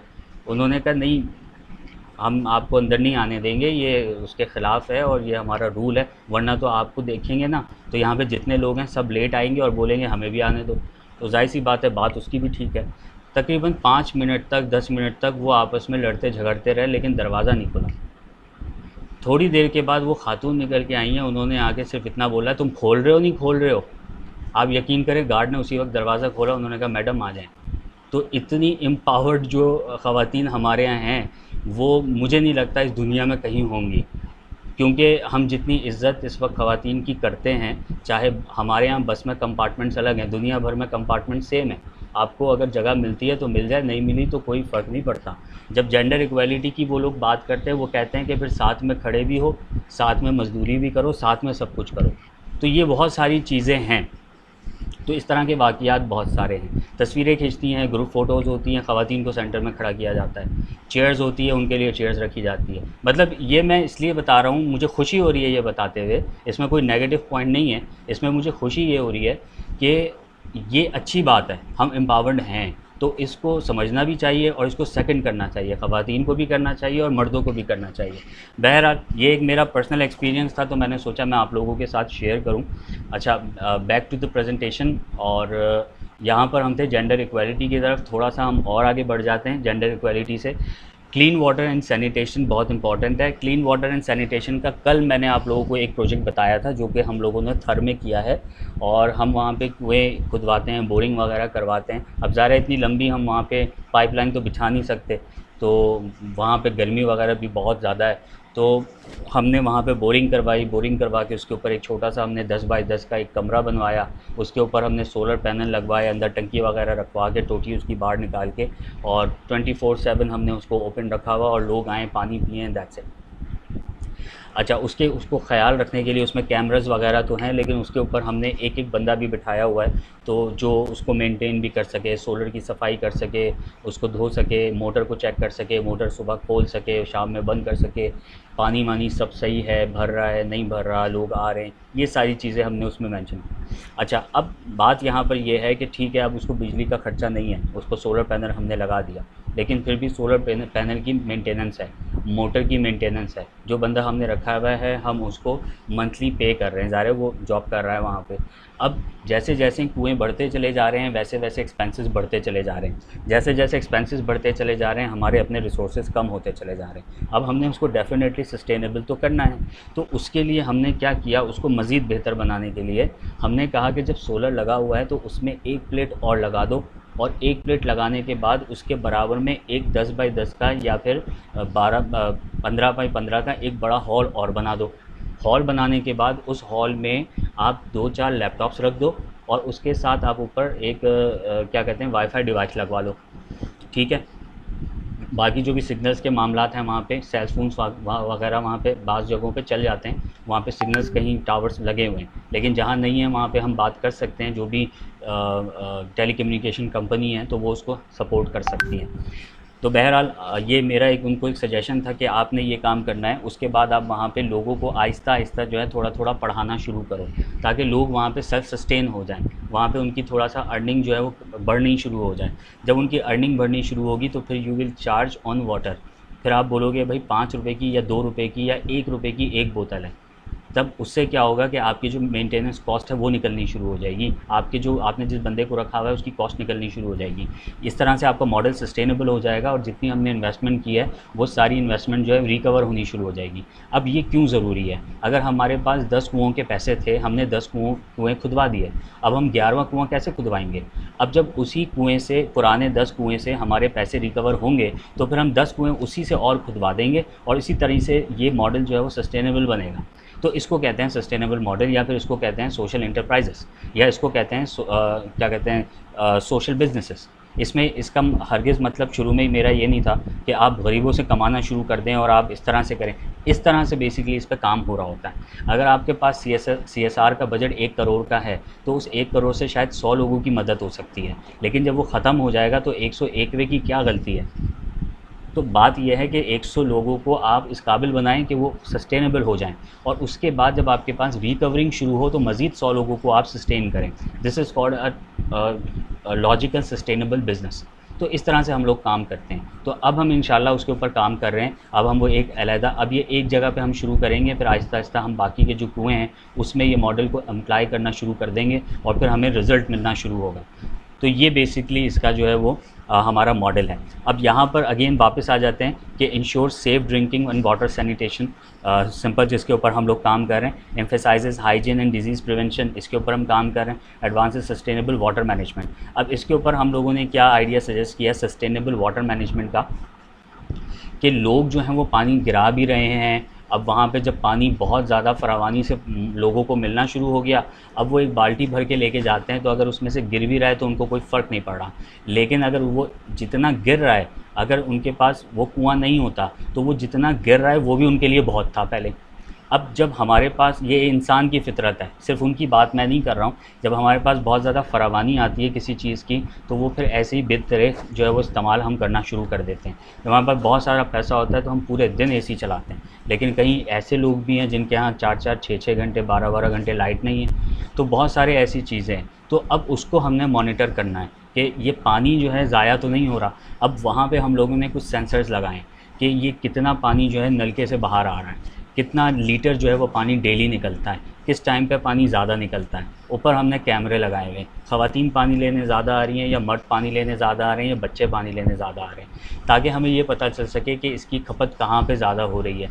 उसके बाद हमें ये पता चल सके कि हम ज़मीन से जो पानी निकाल रहे हैं वो कितना निकाल रहे हैं, क्या हम इतना ज़्यादा ना निकाल दें कि नीचे ज़मीन को जो है वो अफेक्ट होना शुरू हो जाए। तो बहुत सारे ऐसे फैक्टर्स हैं। जैसा मैंने आपको शुरू में बताया कि SDGs का जो मंत्रा है वो सिंपल ये है कि हम रिसोर्सेज को इतना यूज़ करें जितनी हमें ज़रूरत है, चाहे ताकि आगे वाली जनरेशन के लिए भी बच जाए, और उसके साथ साथ जो है हम प्लैनेट को इफ़ेक्ट भी ना करें। ठीक है सर, आपका माइक खुला हुआ है, प्लीज़ माइक बंद करें, काफ़ी डिस्टॉर्शंस हो रही हैं। अच्छा, तो ये बेसिकली सारी चीज़ें हैं। तो अब आपको आई गेस थोड़ी सी पिक्चर क्लियर हो रही होगी कि किस तरह से जो है इसके ऊपर हम काम कर सकते हैं, किस तरह से हम अपने टारगेट गोल को सेलेक्ट कर सकते हैं, और किस तरह से हम लोग उसके बिहाफ पे कोई बिज़नेस प्लान कर सकते हैं। उस प्लान को हम सोशल एंटरप्राइज में कन्वर्ट कर सकते हैं, और उसको हम सस्टेनेबल किस तरह से बना सकते हैं कि लोगों की भी मदद हो रही है, SDG गोल का टारगेट भी पूरा हो रहा है, और आपका एक वहाँ पे बिज़नेस भी जनरेट हो रहा है। उससे आप लोगों की मदद भी कर रहे हैं, और उससे आप जो है लोगों को रोज़गार भी दे रहे हैं। अगर 100 कुएँ खुद रहे हैं तो 100 लोगों को रोज़गार भी तो मिल रहा है। तो मतलब अगर हम एक ऐसा प्रोजेक्ट प्लान कर रहे हैं जिससे बहुत सारे काम हो रहे हैं, तो इट्स अ गुड साइन। ठीक है, थोड़ा सा हम अच्छा, ये नीचे पाकिस्तान की एक केस स्टडी है। पाकिस्तान का तो वासिफ प्रोग्राम है, उन्होंने 9200 प्लस लैट्रीन्स जो हैं वो इंस्टॉल किए हैं, जिसकी वजह से 25% डायरियल डिजीज़ जो हैं वो कम हुए हैं। तो ये पाकिस्तान के अंदर एक बहुत बड़ा प्रोजेक्ट है, 9200 लैट्रीन्स है, जिसकी वजह से 25% जो है वो डिजीज़ जो हैं वो कम हुए हैं, डायरियल डिजीज़। और 25% is a big number as per जो हमारी इस वक्त सिचुएशन चल रही है पाकिस्तान में, जो बच्चों के अंदर डायरियल प्रॉब्लम्स क्रिएट हो रहे हैं, जो ख़वातीन के अंदर जो क्रिएट हो रहे हैं, ख़ास करके रूरल एरियाज़ के अंदर। अच्छा, उसके बाद अफोर्डेबल एंड क्लीन एनर्जी की जब हम बात करते हैं तो हमारे पास और भी बहुत सारी चीज़ें आती हैं। तो बहरहाल ये हमारे पास बहुत सारी और चीज़ें हैं जिसमें जो है वो आपको बहुत सारी चीज़ें जो हैं वो दिखेंगी। यहाँ पे हम 5 मिनट का थोड़ा सा ब्रेक लेते हैं, सिर्फ 5 मिनट का। इस दौरान अगर आप में से किसी को कोई सवाल करना है या कोई बात करनी है तो आप कर सकते हैं। जी डॉक्टर साहब, एक सवाल अगर आप इजाज़त फरमाएं तो थोड़ा सा जी सर। स्ट्रेटेजिक नेचर का है, और वो है क्लाइमेट एक्शन का ऊपर, जो US प्रेसिडेंट साहब ने आते ही अपने आप को पेरिस ग्रीन डील से अलहदा कर दिया, और आपको पता है कि सबसे ज़्यादा एमिटर US खुद है। जी, बात ये है कि जब UN में ये बात जाएगी क्लाइमेट एक्शन के ऊपर, और वहाँ पे बाकी मेंबर स्टेट्स ये कहेंगी कि जो बिगेस्ट एमिटर है वो खुद इससे अलग हो गया है, बिकॉज वो चाहते हैं, उनका जो स्लोगन है मेक US ग्रेट अगेन और इंडस्ट्रियलाइजेशन और टैरिफ वॉर जो आप देख रहे हैं, वो भी असल में यही है कि US अपनी इंडस्ट्री को ज़्यादा बूस्ट करे, और इंडस्ट्रियलाइजेशन इज बेसिकली जो है वो एमिशन की बहुत बड़ी वजह है। सो क्लाइमेट एक्शन के ऊपर इतना बड़ा पार्टनर का पेरिस ग्रीन डील से अलग हो जाना और WHO से अलग हो जाना, UN के इतने सारे प्रोग्राम से अपने आप को अलग करना, would you like to give your comments ke how would the other member state will react on that, and how would these SDGs and their targets will be affected or not affected, and whatever may be the case elsewhere? Thank you. Sir देखिए, थोड़ा सा political आपने question किया है, मैं इसके depth में तो इतना नहीं जा पाऊँगा, नहीं जाना चाहूँगा। ये एक अलहदा से आप इसके ऊपर हम बात कर सकते हैं, या किसी ऐसे फोरम पे हम इस पे बात करेंगे जहाँ पे पॉलिटिकल कोई बात चल रही होगी। हम तो फ़िलहाल अभी SDGs को समझ रहे हैं, लेकिन हाँ, अलबत्ता मैं यहाँ पे ये ज़रूर कहना चाहूँगा कि किसी के आने या जाने से SDG के फ्रेमवर्क में कोई फ़र्क नहीं पड़ेगा, और हम लोग बेसिकली SDGs को फॉलो कर रहे हैं अपने आप को बेहतर बनाने के लिए। इसके फ्रेमवर्क के अंदर जितने भी गोल्स हैं वो हमें बने बनाए मिल गए हैं, और मेरे ख़्याल से हमें इसका भरपूर फ़ायदा उठाना चाहिए। कल को अगर ग्लोबल इंडेक्स क्रैश वो जो इसकी इंडेक्स है, अगर उसका कहीं पे कोई इस्तेमाल नहीं भी होता तो मेरे ख़्याल से उससे हमें कोई फ़र्क नहीं पड़ेगा, क्योंकि एसडीजीज़ का एक ग्लोबल इंडेक्स बना हुआ है कि आप जो भी करें आप वहाँ पे रिपोर्ट करवाएं और अपनी रैंकिंग जो है वहाँ पे अप करवाएं, ताकि दुनिया को पता चले कि किस मुल्क में कौन से एसडीजी के ऊपर क्या काम हो रहा है और आप वहाँ पे जाएं। तो मेरे ख़्याल से अगर 1 साल के अंदर उसको लोग डिनाई कर दें, उसको बोलें ये ख़त्म हो गया, लेकिन मेरे ख्याल से तब भी हमने तो काम करना है ना। हम अगर एसडीजी को फॉलो कर रहे हैं, हम अपने मुल्क को बेहतर बनाने की कोशिश कर रहे हैं, तो मेरे ख्याल से मैं तो बस यही इस पर कमेंट करना चाहूँगा। चलें और अगर कोई एक और साहब कुछ कोई अस्सलाम कहना वालेकुम चाहें। सर। जी जी। सर एसडीजीज क्यों इम्पोर्टेंट है ग्लोबल डेवलपमेंट के लिए सर, ये थोड़ा क्लियर कर दें। ग्लोबल डेवलपमेंट के लिए क्यों इम्पोर्टेंट है यार? ग्लोबल डेवलपमेंट के लिए बेसिकली ये तो नेशनल इंटरनेशनल दोनों लेवल के लिए इम्पोर्टेंट है ना। मैं अगेन क्लाइमेट के ऊपर आ जाता हूँ कि फॉर एग्जांपल आपके घर के बाहर अगर कचरा है उससे पोल्यूशन बढ़ रहा है, या आपके कोई फैक्ट्री है उससे एमिशंस निकल रही हैं जिससे क्लाइमेट इफ़ेक्ट हो रहा है, तो वो इफ़ेक्ट जो आहिस्ता आहिस्ता जब बढ़ता जा रहा है, हर जगह पे बढ़ता जा रहा है, तो ग्लोबल वार्मिंग तो हो रही है। तो ग्लोबली एक छोटी सी जगह से इफ़ेक्ट शुरू होते हैं, वो इंटरनेशनल लेवल पे चला जाता है, तो वो बड़ा होता चला जाता है। तो ये सारे इसके प्रॉब्लम्स हैं। तो बहुत सारे और भी चीज़ें निकल रही हैं। अगर आप एसडीजी को समझेंगे, उसको पढ़ेंगे, तो आपको आहिस्ता आहिस्ता समझ में आ जाएगा कि ये ग्लोबली या नेशनल लेवल पे या इंटरनेशनल लेवल पे क्यों इंपॉर्टेंट है। तो अभी आप ये इनको फॉलो करें, जैसे मैं आपको स्लाइड्स वगैरह दिखा रहा हूँ हर गोल हर टारगेट के बारे में, तो आपको चीज़ें समझ में आ जाएंगी। अच्छा, हमने लास्ट कौन सा गोल किया था? हमने 6 किया था। अब अफोर्डेबल क्लीन एनर्जी की तरफ आ जाते हैं। अफोर्डेबल क्लीन एनर्जी, ये तो हम सबको ही पता है भाई, promote universal renewable energy access, इसमें सोलर पैनल्स। अच्छा, सोलर पैनल्स की जब हम बात करते हैं ना, तो पाकिस्तान के अंदर अगर हम सिर्फ अपनी बात करें तो सोलर पैनल्स जो हैं वो सारी डिपेंडेंसी उसी पे सबकी हो रही है।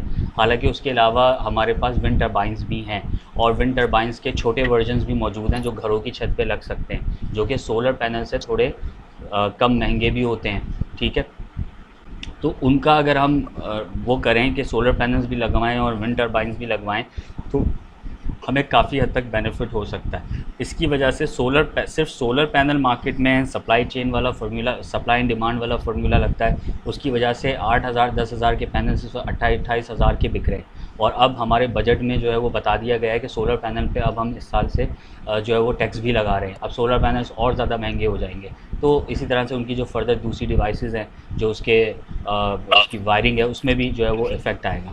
तो अब ये एक इशू हमारा एक क्रिएट हो जाता है कि चीज़ें वो महंगी होनी शुरू हो जाती हैं। बहरहाल उसके बाद हम आ जाते हैं कि support of grid solution for remote areas. बिल्कुल ऐसा ही है जैसा कि हम लोग कर रहे हैं अपने थर वाले प्रोजेक्ट के अंदर, कि हम वहाँ पे उसको ऑफ ग्रिड पे लेके जा रहे हैं, हम सोलर पैनल्स लगा रहे हैं और हमारा किसी से कोई ताल्लुक़ नहीं है, और हम उस अपने प्रोजेक्ट को फ्री ऑफ कॉस्ट चला रहे हैं। तो ये सारी चीज़ें हैं। उसके अलावा फॉसिल फ्यूल से हमने ग्रीन टेक्नोलॉजीज़ की तरफ शिफ्ट होना है। अच्छा, एक चीज़ और है, रिन्यूएबल एनर्जीज़ जो हैं वो सिर्फ सोलर और विंड टर्बाइन तक ही महदूद नहीं है।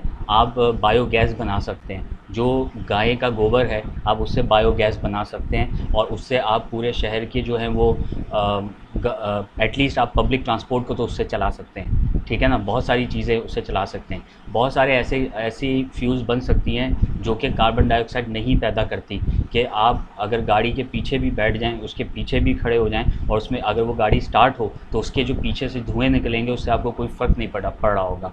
तो बहुत सारे ऐसे फ्यूज़ बन सकते हैं। मेरा एक कज़न है लाहौर में, यूईटी में, उससे उन्होंने केमिकल इंजीनियरिंग की हुई है और उसने काफ़ी सारे प्रोजेक्ट्स बनाए हैं, और काफ़ी उनका जो फाइनल ईयर प्रोजेक्ट था वो बायोगैस डेवलप करना था, और वो उन्होंने कामयाबी से डेवलप भी किया था कि बायोगैस से उन्होंने अपने यूनिवर्सिटी का ही एक यूनिट कन्वर्ट किया था, और उस बस को उन्होंने बायोगैस पर चला के भी दिखाया था, और वो बहुत सक्सेसफुल प्रोजेक्ट हुआ था।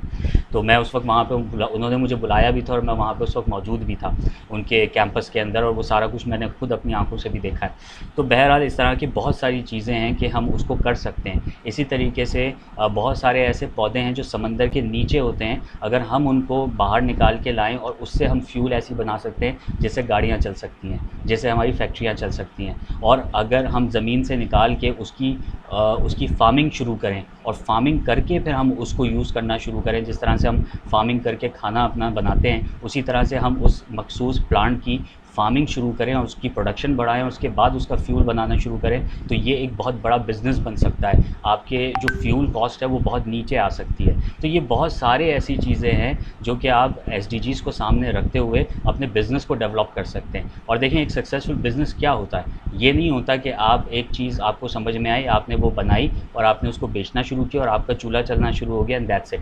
ये नहीं होता। उसका मतलब ये होता है कि आप दुनिया का कोई ऐसा प्रॉब्लम, या दुनिया का नहीं, आप अपने मोहल्ले का या अपने मुल्क का कोई ऐसा प्रॉब्लम सॉल्व करें जिससे वो लोग परेशान हैं, फिर आपका बिज़नेस मॉडल सक्सेसफुल बनता है। अच्छा, वो मैं आगे आपको बताता हूँ। उसका BMC वगैरह बनता है, बिज़नेस मॉडल कैनवस वगैरह बनता है। तो वो सारी चीज़ें मैं आपको इंशाल्लाह बाद में बताऊँगा। तो बहरहाल ये सारी चीज़ें हैं जिससे ये सारी चीज़ें बेहतर हम कर सकते हैं। उसके बाद आ जाते हैं सोलर, चूँकि in Nepal provides LED lights to 1,30,000 households eliminating dangerous kerosene use. ठीक है जी, ये आपको समझ में आ गया है। मैं उसको ज़्यादा कोई उर्दू में कन्वर्ट करने की ज़रूरत नहीं है। अच्छा, ये सारी चीज़ें आई होप आप लोगों को समझ में आ गई होंगी, ये जो सारी चीज़ें मैं आपको बता रहा हूँ। ठीक है जी, कोई सवाल करना है किसी ने? नहीं सर, बस ऐड करना है sir. Another thing is biofuels, और अभी जो काम हो रहा है, जो ऑल्टरनेटिव फ्यूल्स के ऊपर हो रहा है, बायोफ्यूल्स बिल्कुल आप ऐसे है जैसे कि एक फसल की तरह आप उसको उगा सकते हैं, और that is a sustainable model. African countries में भी यूज हो रहा है और यूरोप में इसमें काम हो रहा है। And the final one is the hydrogen fuel, और हाइड्रोजन फ्यूल के ऊपर इतना ज्यादा काम हो रहा है कि इस वक्त चाइना ने सरपास किया है यूरोपियन यूनियन को हाइड्रोजन प्रोडक्शन के अंदर, बिकॉज हाइड्रोजन प्रोडक्शन दो रिस्की है, बट इट इज इसका जो हमारी बैटरीज का सबसे बड़ा प्रॉब्लम है, सोलर का बड़ा प्रॉब्लम है, वो मोबिलिटी है। तो जिन जिन ट्रांसपोर्ट पे मोबिलिटी चाहिए वहाँ पे hydrogen fuel can give very extended ranges. And इसकी सबसे अच्छी चीज जो एज ए इंजीनियर मुझे लगती है वो ये है कि इसका बाय प्रोडक्ट इसी का रॉ मटेरियल है। जब ये कंबस्ट होता है तो ये पानी बनाता है और पानी से ही आप हाइड्रोजन हासिल करते हैं। तो this is a very very good eco cycle and climate friendly fuel. तो इसके ऊपर कुछ सेफ्टीज और काम करने की जरूरत है। हाइड्रोजन फ्यूल सेल्स पे, हाइड्रोजन ट्रेन्स के ऊपर काम हो रहा है। So I wanted to add this.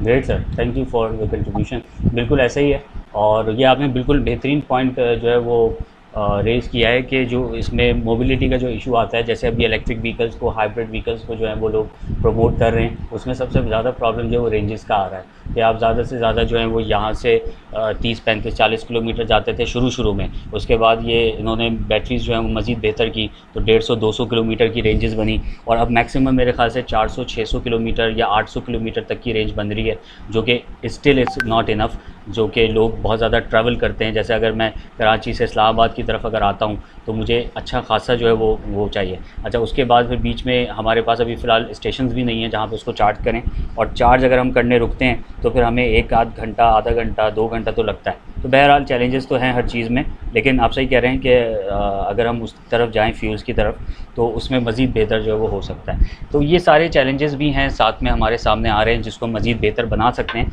तो बहरहाल ये है। अच्छा, एक चीज़ यहाँ पे मैं और मेंशन करता हूँ कि हम लोग जो climate change and green finance की कॉन्फ्रेंसेस करवाते हैं तो उसमें हमारे पास तकरीबन तमाम बैंक्स बैठे होते हैं। स्टेट बैंक के भी रिप्रेजेंटेटिव्स हमारे पास बैठे होते हैं, नेशनल बैंक के भी बैठे होते हैं, और जो प्राइवेट बड़े जितने भी बैंक्स हैं सारे हमारे पास बैठे होते हैं फ्रंट रो में।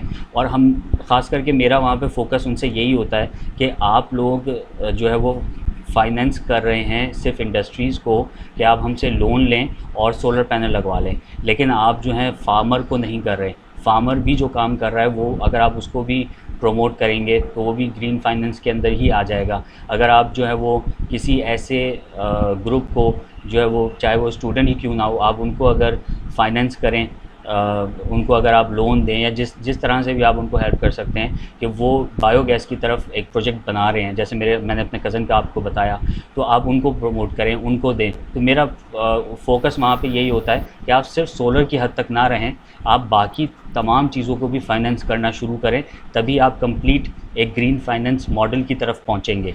तो बहरहाल द पीपल आर थिंकिंग कि कैसे करें, क्या करें, क्योंकि उनके पास उसके हवाले से पॉलिसी कोई नहीं बनी हुई।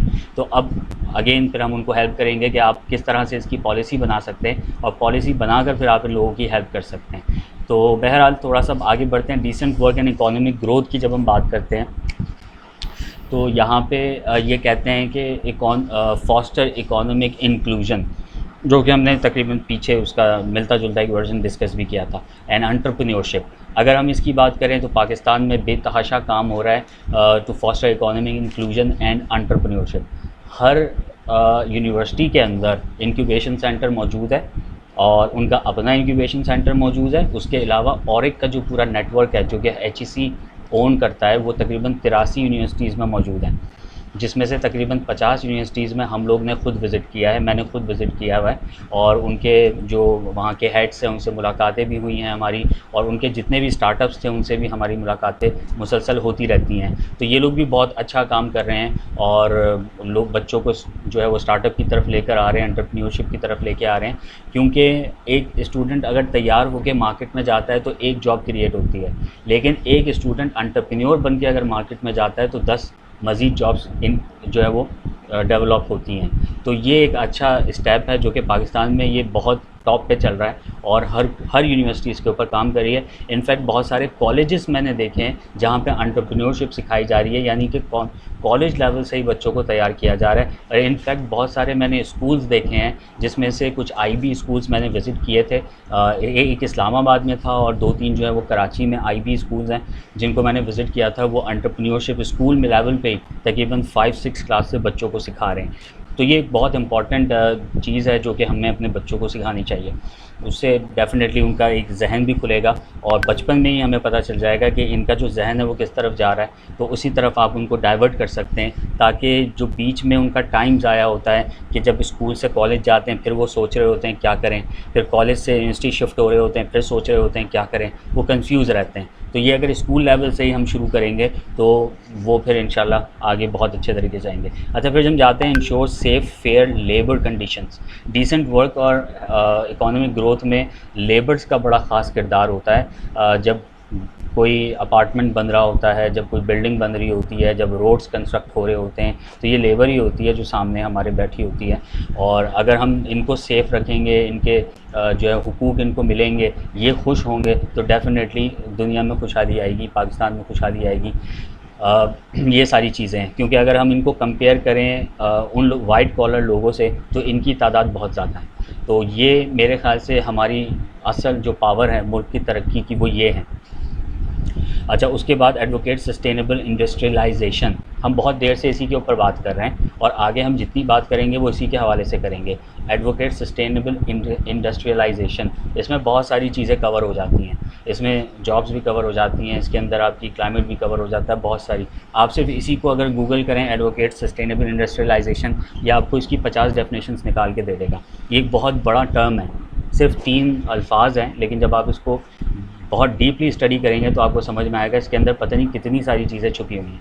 अच्छा, उसके बाद नीचे आ जाते हैं recycling for transmit initiative engages citizens in waste collection and public transport savings. इसी की हमने अभी काफ़ी देर पहले जो है वो बात की हुई थी। अच्छा, उसके बाद आ जाते हैं इंडस्ट्री इनोवेशन एंड इंफ्रास्ट्रक्चर। ये एक बहुत इंपॉर्टेंट गोल है, वैसे सारे इंपॉर्टेंट है, ये भी एक बहुत इंपॉर्टेंट गोल है जो कि हमें करना बहुत ज़रूरी है। Drive sustainable industrial development, simple सी बात है, encourages resilient infrastructure innovation, emphasises inclusive technology for all. मेरे ख्याल से सारी चीज़ें क्लियर ही हैं। अब मैं जैसे जैसे आगे जाता जाऊंगा आपको सारी चीज़ें समझ में आती जाएंगी कि ये भी हमने पहले डिस्कस किया था, ये हमने कल किया था, और कुछ चीज़ें आपने नहीं सुनी होंगी लेकिन आपको पढ़ के समझ में आ जाएंगी, हाँ ठीक है। तो अब हम थोड़ा सा फास्ट चलेंगे क्योंकि 9 गोल पे हम हैं और 17 गोल तक हमने जाना है और 4:45 इस वक्त हो चुके हैं। फिर हमने क्वेश्चंस भी लेने हैं, फिर मैंने कुछ चीज़ें आपसे और डिस्कस करनी है और कुछ अनाउंसमेंट भी करनी है। तो बाकी ये प्रेजेंटेशन इंशाल्लाह आप लोगों को मिल जाएगी, ये आप लोग खुद भी स्टडी कर लीजिएगा। लेकिन मेरी सजेशन ये रहेगी कि एक गोल के साथ 3-3 पॉइंट्स मैंने लिखे हुए हैं, हर एक पॉइंट को आप सही से रिसर्च कीजिएगा तो फिर आपको चीज़ें बेहतर समझ में आने लगेंगी। अच्छा, अब चाहे आप इसको गूगल भी कीजिएगा और आप इसको डीप सीक या फिर चैट GPT पे डाल के आप उससे पूछ भी सकते हैं कि इसका क्या मतलब है, तो वो आपको और मज़ीद जो है वो समझा देगा, समराइज़ कर देगा। अच्छा, फिर हम आ जाते हैं रिड्यूस इनइक्वालिटीज़ में। रिड्यूस इनइक्वालिटीज़ में ये कहता है कि promote social economic and political inclusion. अच्छा, मैं एक और चीज़ क्लियर कर दूँ, ये सारे पॉइंट जो है ना कहीं से भी नहीं उठाए हुए, ये मैंने ड्यूरिंग अपनी रिसर्च जो है, ये जो मेरी अंडरस्टैंडिंग है, ये मैंने वो यहाँ पर लिखे हुए हैं। तो ये कहीं से कॉपी पेस्ट नहीं है, ये मैं आपको अपनी रिसर्च जो है वो उसका एक हिस्सा है, वो मैं यहाँ पे आपसे शेयर कर रहा हूँ। तो ये आप इसको बहुत अच्छे से आप इसको जो है स्टडी कीजिएगा। अच्छा, इसमें रिड्यूस इनइक्वालिटीज़ में कहते हैं promotion social economic and political inclusion और इक्वल अपॉर्चुनिटीज़ और आउटकम्स आपको सबको देनी चाहिए। एंड अगेन यहाँ पे सबकी बात हो रही है, इनइक्वालिटीज़ जो है वो सबके साथ हो रही होती हैं, तो इसमें तकरीबन सभी की बात हो रही है। इसमें लेबर की भी बात हो रही है, इसमें वाइट कॉलर जॉब्स की भी बात हो रही है, इसमें ख़वातीन की भी बात हो रही है, इसमें मर्दों की भी हो रही है, इसमें बुज़ुर्गों की भी इसमें सबकी हो रही है, ठीक है। अच्छा, हम थोड़ा सा और आगे जाते हैं, sustainable cities and communities. Sustainable cities and communities के अंदर क्या क्या चीज़ें हो सकती हैं? पब्लिक ग्रीन पब्लिक स्पेसेस, इसके ऊपर पाकिस्तान में बहुत काम हो रहा है माशाल्लाह। पंजाब साइड तो वैसे ही बहुत ज़्यादा ग्रीन है, जहाँ पे जब भी मैं जाता हूँ तो मैं वहाँ पे खो जाता हूँ, जितना वहाँ पे ग्रीन माशाल्लाह से। वहाँ का तो पार्क जाने की ज़रूरत ही नहीं है, आप फुटपाथ पे कहीं पे रुक जाएं तो वही आपका पार्क बन जाता है। अच्छा, सिंध में चूँकि पानी का हमेशा से मसला रहा है और एक अलग किस्म की यहाँ पे जंग भी रही है आपस में लोगों की, जिसकी वजह से एक डेवलपमेंट यहाँ पे सिटी लेवल पे नहीं हुई है।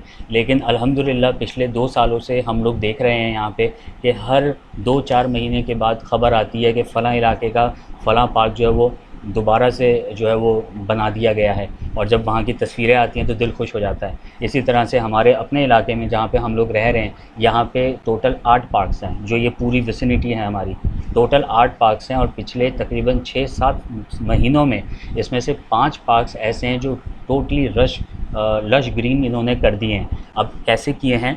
साथ में ही यहाँ पे ज़्यादातर यही होता है कि मस्जिद के बिल्कुल साथ ही पार्क होता है, तो इन लोगों ने क्या किया कि मस्जिद के वज़ू खाने से पाइप लेके और एक टैंक बनाया, और उस टैंक में सारा पानी जा रहा है, और वो सारा पानी जो है वो पौधों में जा रहा है, जिसकी वजह से वो मॉडल सस्टेनेबल भी हो गया है और वो चीज़ें आगे मज़ीद अच्छी हो रही हैं। तो अल्हम्दुलिल्लाह अब यहाँ पे काफ़ी काम हो रहा है, और हर 2 महीने 1 महीने के बाद कहीं ना कहीं किसी न किसी इलाके से ख़बर आ रही होती है कि फ़लाँ पार्क को रिस्टोर कर दिया, फ़लाँ पार्क को रिस्टोर कर दिया।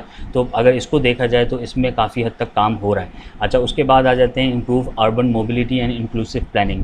ये भी सिंपल सी चीज़ है, मेरे ख़्याल से इसको मैं मज़ीद जो है वो ट्रांसलेट नहीं करूँगा। और नीचे यहाँ पे आपके पास पूरी केस स्टडी आ रही है कि आप कम्युनिटी सपोर्ट, वेल बीइंग और इनके ऊपर किस तरह से जो है वो काम कर सकते हैं। फ्लडिंग का भी इसमें ज़िक्र हुआ है, तो ये सारी चीज़ें। अच्छा, उसके बाद आ जाते हैं रिस्पॉन्सिबल कंजप्शन एंड प्रोडक्शन।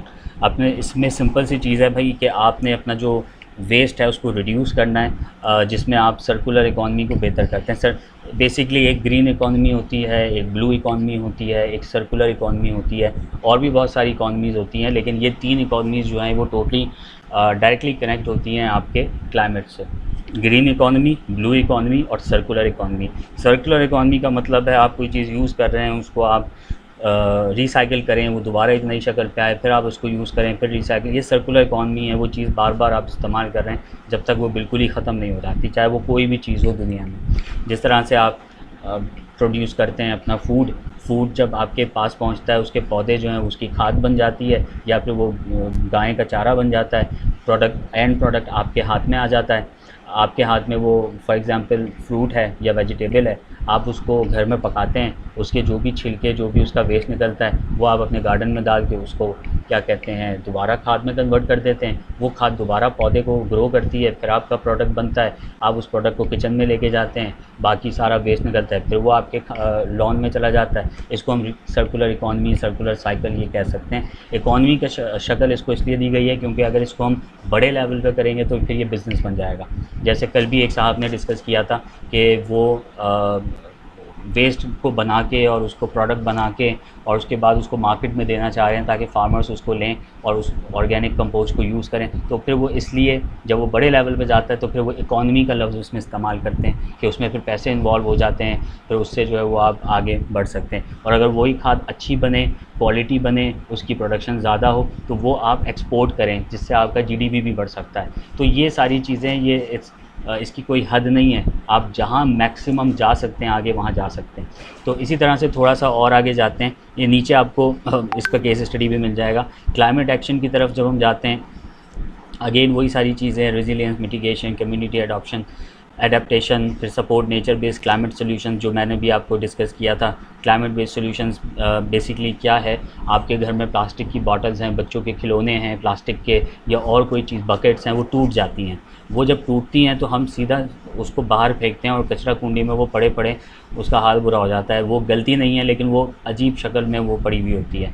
सबसे बेहतरीन हल है उन सारी प्लास्टिक की चीज़ों को लोग रिसाइकिल कर रहे हैं, रिसाइकिल करके उनको ब्रिक्स में कन्वर्ट कर रहे हैं और उन ब्रिक्स से वो कम्युनिटी हॉल्स बना रहे हैं, छोटे रूम्स बना रहे हैं और इस टाइप की चीज़ें वो बना रहे हैं। तो ये चीज़ बन सकती है। उसके अलावा लोग, मैंने देखा है लोग बहुत सारे पैड्स बना रहे होते हैं उससे, बहुत सारी चीज़ें बन रही हैं, पेंसिल्स बन रही हैं उन प्लास्टिक की, तो वो पेंसिल्स ख़त्म होती हैं तो फिर दोबारा रिसाइकिल होती हैं। This is lot of things we have. अच्छा, अब यहाँ पे अगर हम केस स्टडी देखें तो पाकिस्तान का जिक्र है कि मैंग्रोव के अंदर पाकिस्तान की जो रिस्टोरेशन हो रही है। बंदल आइलैंड जो है वो हमारे डिफेंस फेस 8 के बिल्कुल साथ है और बंदल आइलैंड की तरफ जो है वो सारी कोस्ट लाइन्स को जो है वो ठीक किया जा रहा है और सुनने में आ रहा है कि वहाँ पे कुछ बिल्डिंग्स वगैरह भी बनाई जाएंगी ताकि और चीज़ों को बेहतर किया जाए।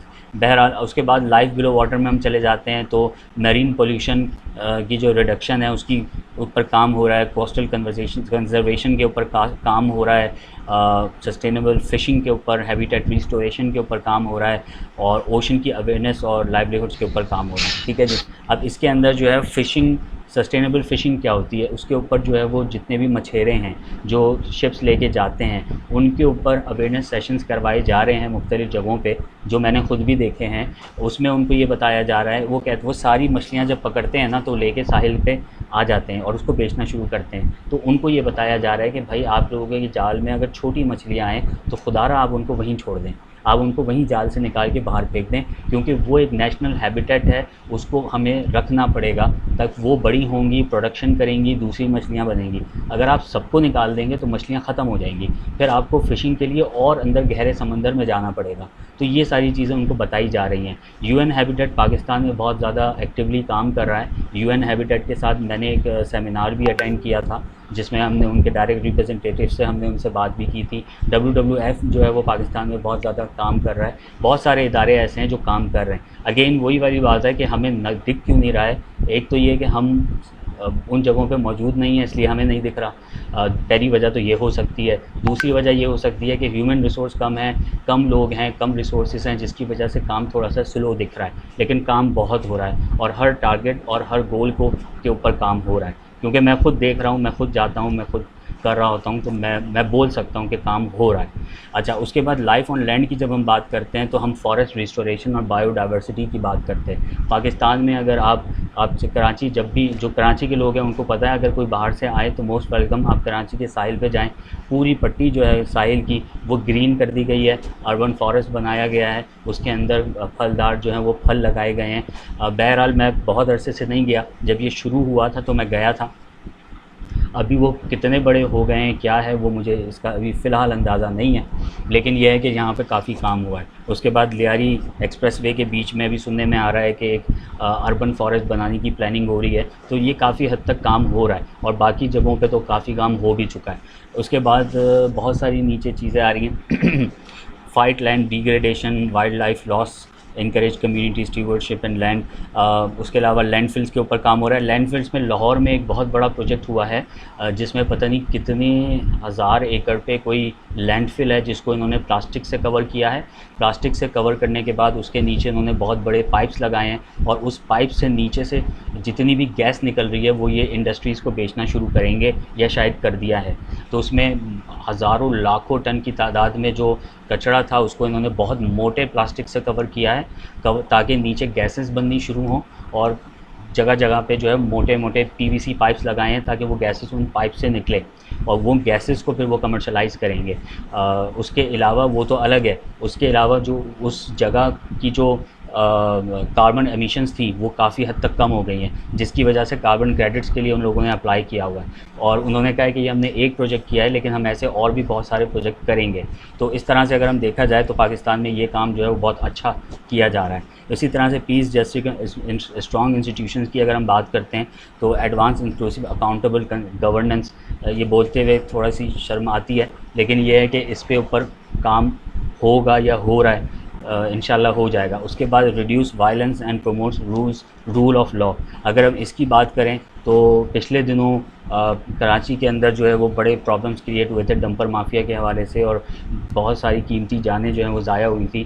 ख़ास करके जो एक फ़ैमिली का वाक़या हुआ था वो बहुत दिल खराश हुआ था, मलीर की तरफ जो हुआ था। अल्लाह ताला सबके लिए आसानियाँ फ़रमाए और सबको अपनी हिफ्ज़ व माल में महफूज रखें।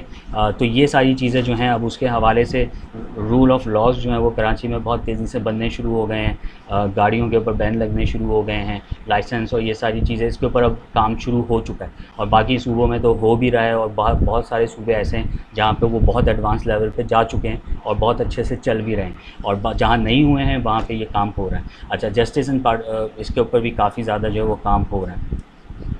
उसके बाद अगर हम पार्टनरशिप्स की बात करते हैं तो पार्टनरशिप्स के अंदर आप देखेंगे कि मल्टी सेक्टोरल पार्टनरशिप्स हो रही हैं, जिसमें मैंने आपको पहले भी बताया था कहाँ कहाँ पे पार्टनरशिप हो रही है। एजुकेशन सेक्टर के अंदर हो रही है, क्लाइमेट के अंदर काफ़ी हद तक पार्टनरशिप्स हुई हुई हैं, और बहुत सारी इंडस्ट्रीज़ जो हैं वो इस तरह से काम कर रही हैं। मेरा पिछली दफ़ा जो विज़िट हुआ था लाहौर में, तो एक यूनिवर्सिटी में मेरा जाना हुआ था, पंजाब टियाजन यूनिवर्सिटी। ये लाहौर में, आई डोंट नो वो रोड का क्या नाम है, वहाँ पे ये बनी हुई है। तो उसके जो चांसलर साहब थे और उसके जो एचओडी थे डिपार्टमेंट के, आईटी डिपार्टमेट के, मेरी उनसे मुलाकात हुई थी। तो वो पाकिस्तान और चाइना गवर्नमेंट की तरफ से मिलकर वो यूनिवर्सिटी बनाई गई है, तो वो भी एक इंटरनेशनल पार्टनरशिप की तरफ हम उसको देखेंगे। और इसी तरह से किसी भी गोल के अंदर अगर इंटरनेशनल पार्टनरशिप्स शामिल होती है या लोकल पार्टनरशिप्स भी होती है, इसमें सिर्फ इंटरनेशनल की बात नहीं हो रही, पब्लिक प्राइवेट पार्टनरशिप, या अगर एक लोकल गवर्नमेंट ही एक प्राइवेट सेक्टर की तरफ पार्टनरशिप करती है, या प्राइवेट कंपनी दूसरी प्राइवेट कंपनी के साथ मिलकर पार्टनरशिप में कोई काम शुरू करती है एसडीजी के अगेंस्ट, सॉरी एसडीजीज़ के लिए, तो डेफिनेटली वो भी एक पार्टनरशिप फॉर गोल्स ही मानी जाएगी। अगर एक इंडिविजुअल शख्स दूसरे इंडिविजुअल शख्स के साथ मिलता है और कहता है कि यार मिलकर हम ये प्रोजेक्ट पे काम करते हैं जो फलां गोल को जो है वो ठीक कर देगा, तो वो भी पार्टनरशिप फॉर गोल्स ही कहलाएगा। ठीक है जी। अच्छा, उसके बाद नीचे यहाँ पे आपको उसकी केस स्टडी भी मिल रही है। ठीक है, ये सारी चीज़ें आपके सामने आ गई। सो आई टाइमली कंक्लूडेड इट, और यहाँ तक मैंने आपको काफ़ी सारी चीज़ें जो हैं वो बता दी हैं।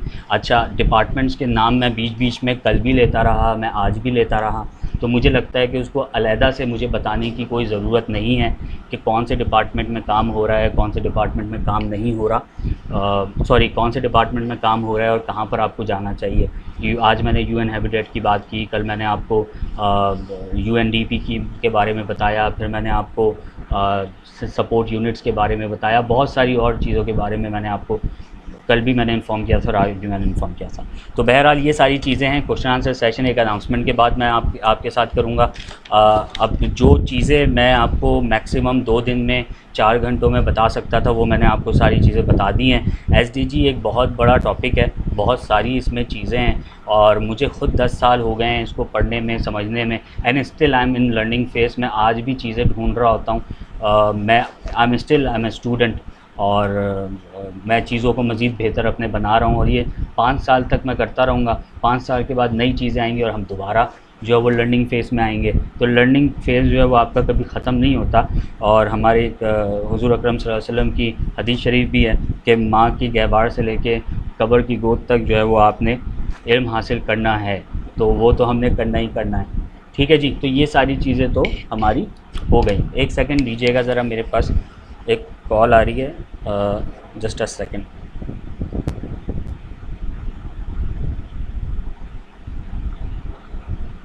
अच्छा ठीक, तो हाँ मैं ये कह रहा था ये सारी चीज़ें हो गई हैं। अच्छा, जितनी चीज़ें हो सकती थी बता सकते थे हमने आपको बता दी। अब हम आपको बताएंगे कि भाई इसको आपने मास्टर कैसे करना है। जब भी आप उसके अंदर किसी भी चीज़ में जाएंगे, सीखेंगे, समझेंगे, तो डेफ़िनेटली उसके लिए एक रिसोर्सेज आपको चाहिए होती है, डेडिकेटेड सोर्स आपको चाहिए होती है। तो उसके बारे में मैं आपको थोड़ा सा बता देता हूँ कि अगर आप मज़ीद इसको मास्टर करना चाहते हैं तो उसके लिए हमारे पास एक कंप्लीट प्रोग्राम मौजूद है। उस प्रोग्राम में क्या क्या होगा वो मैं आपको बता देता हूँ कि उस प्रोग्राम में आप क्या कुछ हासिल कर पाएंगे।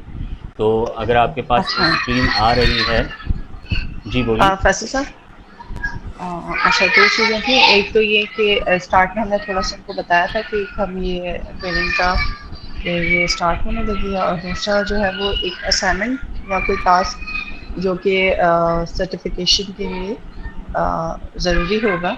तो अगर वो भी आप शेयर कर दें, उनको थोड़ा एक्सप्लेन कर दें, और या बाद में ग्रुप में शेयर कर दें, whatever the way you feel, तो काइंडली वो भी देख लीजिए। अच्छा ठीक है, थैंक यू सो मच। मैं अभी बता देता हूँ, दोनों चीज़ों के बारे में बता देता हूँ। मैं असाइनमेंट के बारे में भी बता देता हूँ और मैं आपको जो है वो डॉक्यूमेंट भी दिखा देता हूँ।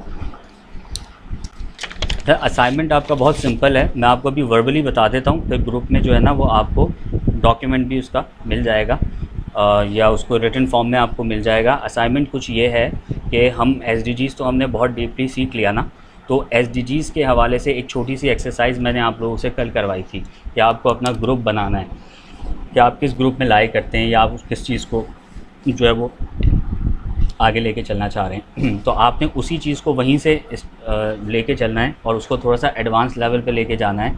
आपने डॉक्यूमेंट रेडी करना है और उस डॉक्यूमेंट को रेडी करके उस डॉक्यूमेंट में बेसिकली क्या होगा, आपने पहले तो अपनी इन्फॉर्मेशन लिख देनी है कि आपकी क्या बैकग्राउंड है, आपकी एजुकेशन क्या है और जो भी सारी चीज़ें हैं।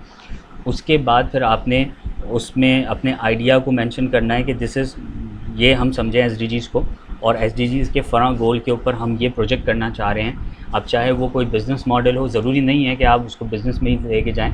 अगर आप जैसे मिस सनम ने बताया कि वो माशाल्लाह से 7 साल से विदाउट एनी सस्टेनेबल मॉडल या विदाउट किसी बिज़नेस के इसको चला रही हैं, तो अगर आपके अंदर भी ऐसी एक वो है तो आप उस चीज़ को फॉलो कर सकते हैं। आप ऐसे ही किसी प्रोजेक्ट को आगे लेके चलना चाह रहे हैं, what ever, it all depends on you कि आप किस तरह किसी प्रोजेक्ट को बना सकते हैं, वो आप बनाएं और उसके आउटकम्स बनाएं। आप ये लिखें कि ये कौन सा मसला है जिसको ये हल करेगा, कोई USP यानी यूनिक सेलिंग पॉइंट क्या होगा कि ये आपका जो सोल्यूशन है उसको लोग अडॉप्ट करेंगे और क्या इसके बेनिफिट होंगे। ये इस तरह का आपने एक पूरा मॉडल बनाना है। उसका मैं आपको वो रिटन फॉर्म में इंशाल्लाह आपको ग्रुप में शेयर कर दूंगा।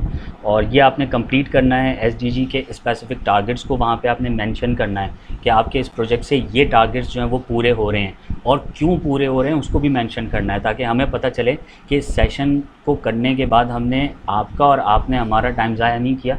हमें आपको समझाना, हमने आपको बिल्कुल सही समझाया और आपको बिल्कुल सही समझ में आया कि अगर ये टारगेट्स अचीव हो रहे हैं तो कैसे हो रहे हैं, वो भी आपने मेंशन करना है। इट्स समथिंग लाइक असाइनमेंट और अ टेस्ट एज़ वेल, तो वो आपने हमें सबमिट करवाना है। उसके बाद फिर इंशाल्लाह जो भी प्रोसीजर्स हैं वो मिस सनम जो है उसको फॉलो करके और आगे ले जाएंगी। डेडलाइन इसकी 1 हफ़्ते की है, आज संडे है तो नेक्स्ट फ्राइडे तक आपने इसको सबमिट करवाना है। फ्राइडे तक आप इसको सबमिट कराएंगे, सैटरडे संडे हम उसको देखेंगे, मंडे तक फिर उसको हम फाइनलाइज़ कर देंगे। ठीक है, तो ये सारी चीज़ें हैं। ठीक है मिस सनम, मेरे ख्याल से ये चीज़ तो यहाँ पे क्लियर हो गई है। जी जी बिल्कुल सर, अब वो आप ट्रेनिंग का बता दीजिए। बिल्कुल Excuse me. जी Hello. जी बोलें। Sir, can you please give time for Sunday? Next Sunday. For any special reason? Sir, actually, I'm a student and after exams continue. So. अच्छा ठीक है। अब मैं अभी तो खैर कुछ आपको Friday. फौरी तौर पे नहीं कह सकता क्योंकि हमने इसको एक स्टैंडर्डाइज बनाया हुआ है, वो फिर हम Okay. ग्रुप में उसको देख लेंगे। मिस सनम जो है वो उसको आगे आपको जो है वो प्रॉपर देख लेंगी कि किस तरह से उसको Okay. करना है। ठीक है, डॉक्यूमेंट भी आपको शेयर हो जाएगा, जो भी डेडलाइंस जो भी सारी चीज़ें वो इंशाल्लाह ग्रुप में हो जाएगी। बस मैंने आपको असाइनमेंट का समझा दिया कि कैसे होगा। अच्छा, अब मैं फाइनल Okay, अनाउंसमेंट यहाँ पे कर देता हूँ, उसके बाद फिर फर्दर आप लोगों के साथ डिस्कशन करते हैं। अगर आप लोगों को कोई क्वेश्चन या कोई इनपुट वगैरह देना होगा तो फिर इंशाल्लाह इसके बाद वो हम दे सकते हैं, आप लोग दे सकते हैं। अच्छा, एक कोर्स हमने लॉन्च किया हुआ है और ये अभी नहीं लॉन्च किया, इसको लॉन्च किए हुए हमें 3-4 साल हो चुके हैं और इसके काफ़ी बैचेस हमारे अल्हम्दुलिल्लाह कंप्लीट हो चुके हैं।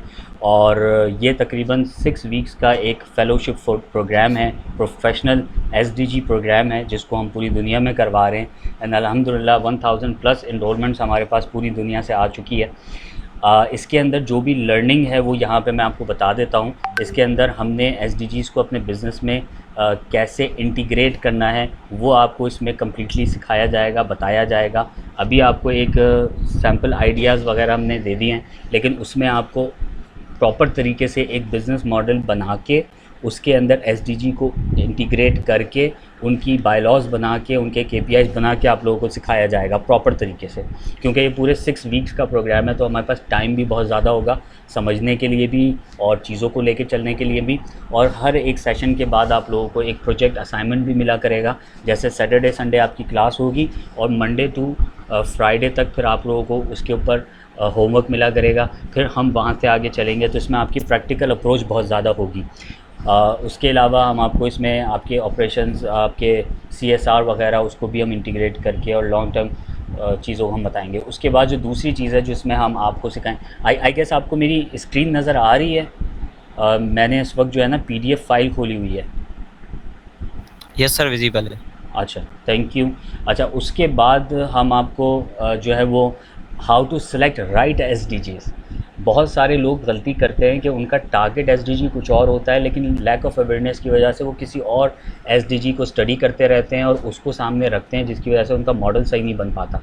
तो एक राइट SDG की तरफ हम आपको बताएंगे कि कौन सा SDG एक जो आपको एग्जैक्ट मैच करेगा, और उसके बाद बाकी जो हैं वो सपोर्टिंग SDGs होंगे आपके, तो वो कैसे होंगे। उसके अलावा आपका जो करियर पाथ है, अगर आप बिज़नेस की तरफ नहीं जाना चाहते तो फिर आपको अगर चीफ सस्टेनेबिलिटी ऑफिसर बनना है, आपको SDG कंसल्टेंट बनना है, तो वहाँ आप किस तरह जाएंगे, उसकी पूरी गाइडेंस हम आपको देंगे। अगर आपका जो फोकस है वो सिर्फ जो है वो जॉब की तरफ है, आप नहीं चाहते, आपका बिज़नेस माइंड नहीं है, तो फिर आपको यहाँ पे भी काफ़ी हेल्प मिल सकती है।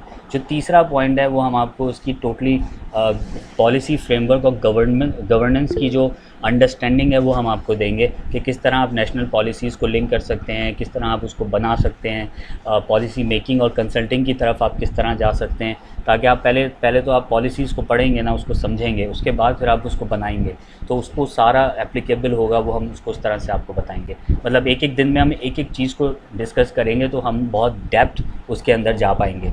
उसके बाद स्ट्रैटेजिक कनेक्शंस हम SDG इकोसिस्टम के अंदर कैसे बना सकते हैं, हम नेटवर्किंग स्ट्रेटजीज़ कैसे बनाएंगे, हम UN की जितनी भी एजेंसीज़ हैं हम उनको किससे रब्ता कर सकते हैं, हम वहाँ पे उनकी कौन सी ईमेल है जिस पे हम मैसेज ईमेल करेंगे तो हमें फ़ौरन रिस्पांस मिलेगा, वो सारी चीज़ें हम आपको बताएंगे, उनकी सारी ईमेल IDs हम आपको देंगे। अगर आपका कोई प्रोजेक्ट है तो इंशाल्लाह हम कोशिश करेंगे कि जिन इदारों के साथ हम कनेक्टेड हैं हम आपको वहाँ तक जो है इंशाल्लाह कनेक्ट करवाएंगे। एजेंसीज़ को NGOs को आप किस तरह से टारगेट कर सकते हैं, कौन सी NGO किस गोल पे काम कर रही है, उसकी पूरी लिस्ट हमारे पास है। तकरीबन 1000 से ज़्यादा NGOs का डेटा हमारे पास मौजूद है और उसमें से काफ़ी सारी NGOs के साथ हम लोग लिंक्ड भी हैं, तो हम आपको उनके साथ कनेक्ट भी करवा सकते हैं। एकेडीमिया है, प्राइवेट सेक्टर्स हैं, उनके साथ, जैसे बैंक्स की मैंने कल आपसे बात की, हम लोग बैंक्स के हवाले से जो कॉन्फ्रेंस करते हैं, हम वहाँ पे तमाम बैंक्स हमारे पास होते हैं। आपका कोई ऐसा प्रोजेक्ट है जो बैंक से रेलेवेंट है तो हम आपको उनके पास कनेक्ट करवा सकते हैं। फिर डिपार्टमेंट्स हो गए, ऑर्गेनाइजेशंस की स्टेक होल्डर्स हो गए, INGOs हो गए, थिंक टैंक्स हो गए, मिनिस्ट्रीज़ हो गए, कॉर्पोरेट नेटवर्किंग हो गई, वो यहाँ पे आपको हेल्प आउट कर सकते हैं। बिज़नेस मॉडलिंग के ऊपर हम दोबारा आते हैं तो इसमें BMC बिज़नेस मॉडल कैनवस हम आपके साथ बनाएंगे। आप जितने भी इंडिविजुअल्स हमारे साथ आएंगे, हम हर एक को इंडिविजुअली उनके मुताबिक बिज़नेस मॉडल कैनवस हम आपसे बनवाएंगे।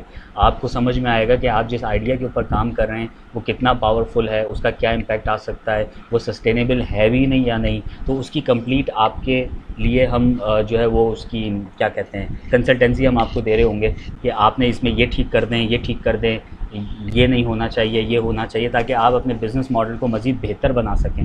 फिर फंडिंग एलिजिबिलिटी, चाहे वो लोकल लेवल पे हो या इंटरनेशनल लेवल पे हो, कि आपके जो प्रोजेक्ट है, अगर आपको फ़ंड या कोई ग्रांट चाहिए या कोई इन्वेस्टमेंट चाहिए तो क्या आपका प्रोजेक्ट इस काबिल है। बहुत सारे स्टूडेंट या बहुत सारे प्रोफेशनल्स भी ये करते हैं कि वो बिज़नेस बना लेते हैं और जब पिच करने पहुंचते हैं तो जो भी इन्वेस्टर या फ़ंड के लिए बैठा होता है कोई भी शख्स, तो वो बोलता है यार ये समझ ही कोई नहीं आया।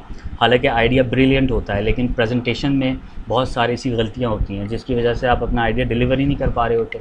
तो उसमें हम आपको इसमें ड्यूरिंग दिस कोर्स हम आपको हेल्प आउट करेंगे कि आप उसको किस तरह से बेहतर कर सकते हैं। फिर आपका प्रोफेशनल करियर जो है वो SDG सेक्टर में आप कैसे बना सकते हैं। अगर आप फ्रीलांस बनना चाहते हैं, रिमोट सस्टेनेबिलिटी जॉब्स ढूंढना चाहते हैं, वो आपको यहाँ पे मिल जाएगी। अगर आप पूरी दुनिया में सस्टेनेबिलिटी ऑफिसर के लिए जॉब ढूंढना चाहते हैं, वो भी आपको मिल जाएगी। अब एडिशनल मॉडल्स इसमें हमने क्या ऐड किए हैं कि आप SDG के जो इम्पैक्ट मैट्रिक्स हैं उसको आप किस तरह से डिज़ाइन और मेजर कर सकते हैं, KPIs कैसे बना सकते हैं, ये सारी चीज़ें आपको बताई जाएंगी। ESGs आपको पढ़ाया जाएगा। अच्छा, उसके बाद how to access funding and grants, किस तरह से आपको मिल सकती हैं, पार्टनरशिप अपॉर्चुनिटीज़ आपको कैसे मिल सकती हैं, वो इसमें आपको पढ़ाया जाएगा। केस स्टडीज़ आपको पढ़ाई जाएंगी कि कौन कौन से ऐसे केसेस हैं जो कि सक्सेसफुली पूरी दुनिया में हुए हैं। वो मेरे पास कोई 100 से ज़्यादा की लिस्ट पड़ी हुई है, मैं आपको दे दूंगा, लेकिन उसमें से तकरीबन कोई 4-5 मैं आपको डिटेल में समझाऊंगा कि ये केस स्टडीज़ कैसे सक्सेसफुल हुए, क्यों हुए, इसमें क्या चीज़ें थी, उसमें हमने क्या सीखना चाहिए, या उसमें से कौन सी ऐसी चीज़ें हैं जो हम अपने बिज़नेस मॉडल के अंदर जो है वो ऐड कर सकते हैं। अच्छा, उसके बाद रोड मैप है, अपना आप SDG स्टार्टअप का जो पूरा रोड मैप कैसे प्लान करेंगे, फिर आप एक्सेस कैसे ले सकते हैं डिजिटल रिसोर्सेज और इंटरनेशनल सर्टिफिकेशंस की तरफ, कौन कौन से टेम्पलेट्स हैं, बने बनाए टूल किट्स हैं, डेटाबेसेस हैं या डाउनलोडेबल्स हैं, वो आपको हम कैसे जो है वो दिलवा सकते हैं पूरी दुनिया से, तो वो सारी चीज़ें यहाँ पे आपको मिलेंगी। अच्छा, इस पूरे कोर्स की जो फ़ीस है वो हमने एक ग्लोबल पर्सपेक्टिव को देखते हुए रखी है $49, जो तकरीबन 13,500 के करीब बनती है। अगर आप पूरी दुनिया में जाके इस लेवल का कोई सर्टिफिकेशन लेते हैं तो 2-2 हज़ार $1,500 के आपको मिलेंगे। और जो सेशन हमने आपको डिलीवर किया है वो सिर्फ ये बताने के लिए कि SDG क्या है, उसके लिए वो आपसे $100 लोग चार्ज कर रहे होते हैं। तो बहरहाल, अच्छा, अब आप पूछेंगे कि भाई वाई Beehive कंसल्टेंट्स, अगर हम कोई कोर्स करना चाहें तो हम Beehive से क्यों करेंगे, तो वो मैं थोड़ा सा आपको बता देता हूँ। We have some national and international exposure. हम लोग अल्हम्दुलिल्लाह 18 साल से काम कर रहे हैं। We have 5,000+ customers in 75 countries अल्हम्दुलिल्लाह।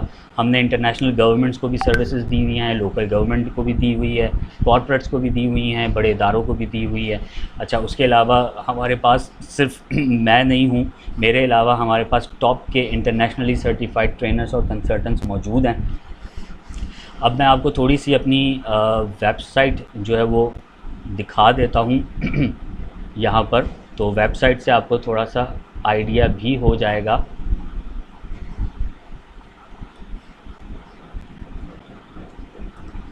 beehiveconsultants.com और एक वेबसाइट है हमारी sdgsbeehiveconsultants.com, तो ये दोनों आपको मिल भी जाएंगी। अच्छा, मैं यहाँ पे आपसे स्क्रीन शेयर करता हूँ और मुझे बताइएगा कि आपको मेरी स्क्रीन दिख रही है।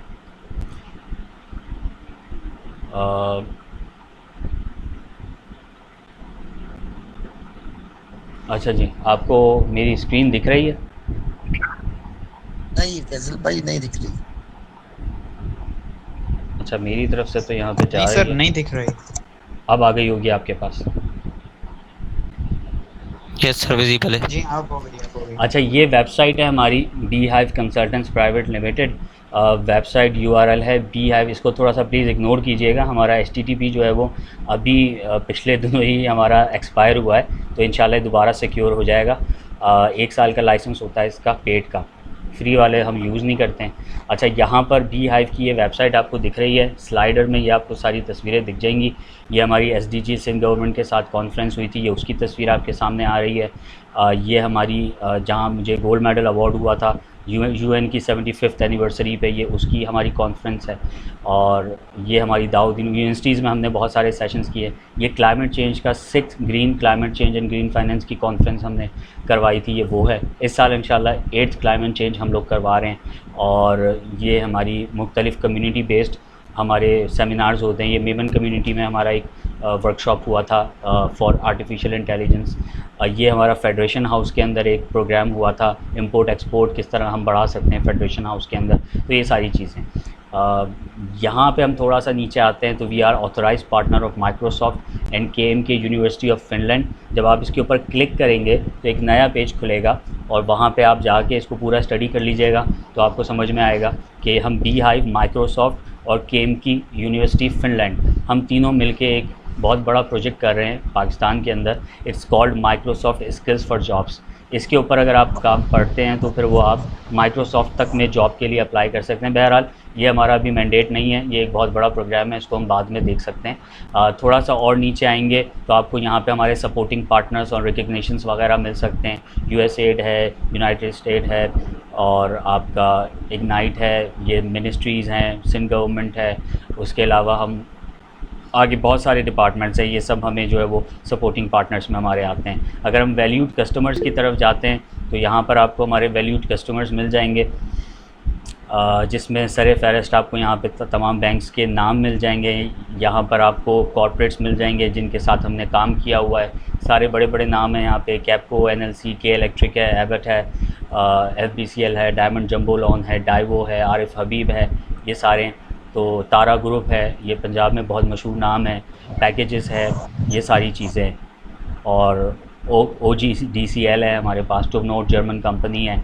ये कुछ इनिशिएटिव्स हैं जिनके साथ हमने काम किया, और ये कुछ यूनिवर्सिटीज़ हैं जिनके साथ हमने काम किया। इसमें लाहौर, पिंडी, इस्लामाबाद और कराची की यूनिवर्सिटीज़ शामिल हैं। तो we have a big portfolio. तो अल्हम्दुलिल्लाह आपकी जो सर्टिफिकेशन होगी थ्रू दिस प्रोग्राम, वो इन तमाम इदारों में तो मानी जाएगी डेफिनेटली। एंड अगर आप इसको इंटरनेशनल लेवल पे भी जाएंगे तो इंटरनेशनल क्लाइंटल हमारा बहुत बड़ा है, तो वहाँ पे भी इसकी एक अच्छी वर्थ है। तो अल्हम्दुलिल्लाह। उसके अलावा हमारी एक और वेबसाइट है sdgs.beehiveconsultants.com। ये हमारी ऑफिशियल वेबसाइट है beehiveconsultants.com, जहाँ पे आपको हमारी तमाम डिटेल्स मिल जाएंगी। आप अबाउट में जाएंगे तो आपको कंपनी की इंफॉर्मेशंस मिल जाएंगी। हमारी सस्टेनेबिलिटी CSR रिपोर्टिंग है, रिसर्च एंड डेवलपमेंट डिपार्टमेंट है, अप्रोच एंड मेथोडोलॉजी है, हमारे global partners, media and coverage, national partners. फिर आपको यहाँ पे हमारी टीम की डिटेल्स, ट्रेनर, कंसल्टेंट मिल जाएंगे। अब हमने चूँकि SDGs में बहुत काम किया हुआ है, तो SDGs को हमने अलहदा किया और SDGs का हमने सब डोमेन बनाया sdgs.beehiveconsultants.com, क्योंकि SDG एक बहुत बड़ा डोमेन है और इसके ऊपर हमने बहुत ज़्यादा जो है वो काम किया हुआ है। तो यहाँ पर आप जाके इस पूरी वेबसाइट को स्टडी कीजिएगा।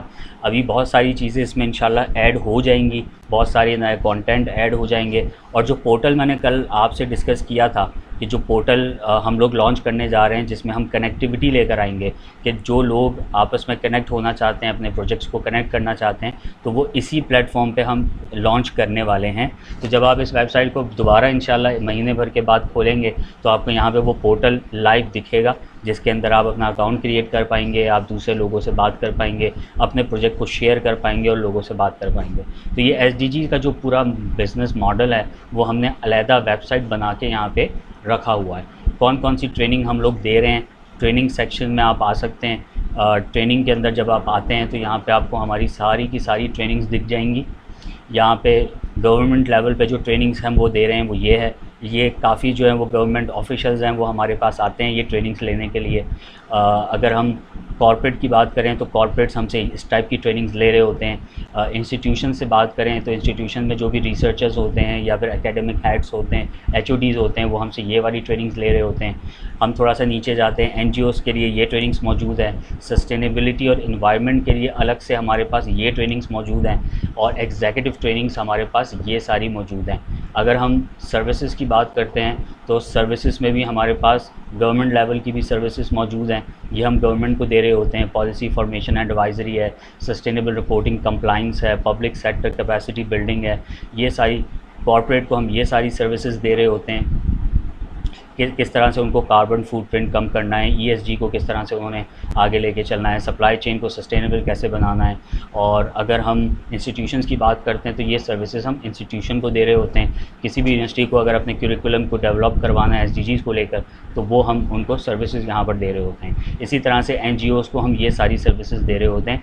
ये सारा कुछ मैं SDGs के बारे में बता रहा हूँ। अगर हम बीहाइव में जाते हैं तो वो तो एक अलहदा चैप्टर है। अगर हम वहाँ ट्रेनिंग्स की और सर्विसेज की बात करते हैं तो हमारे पास कोई 150-200 के करीब सर्विसेज और ट्रेनिंग्स मौजूद हैं। और अगर हम SDGs की बात करते हैं तो उसका पोर्टफोलियो हमने टोटली जो है वहाँ पे सेपरेट रखा हुआ है। तो बहरहाल ये सारी चीज़ें आप स्टडी कर सकते हैं। दोनों वेबसाइट मैंने आपके सामने खोल दी है और यहाँ पर हम आते हैं।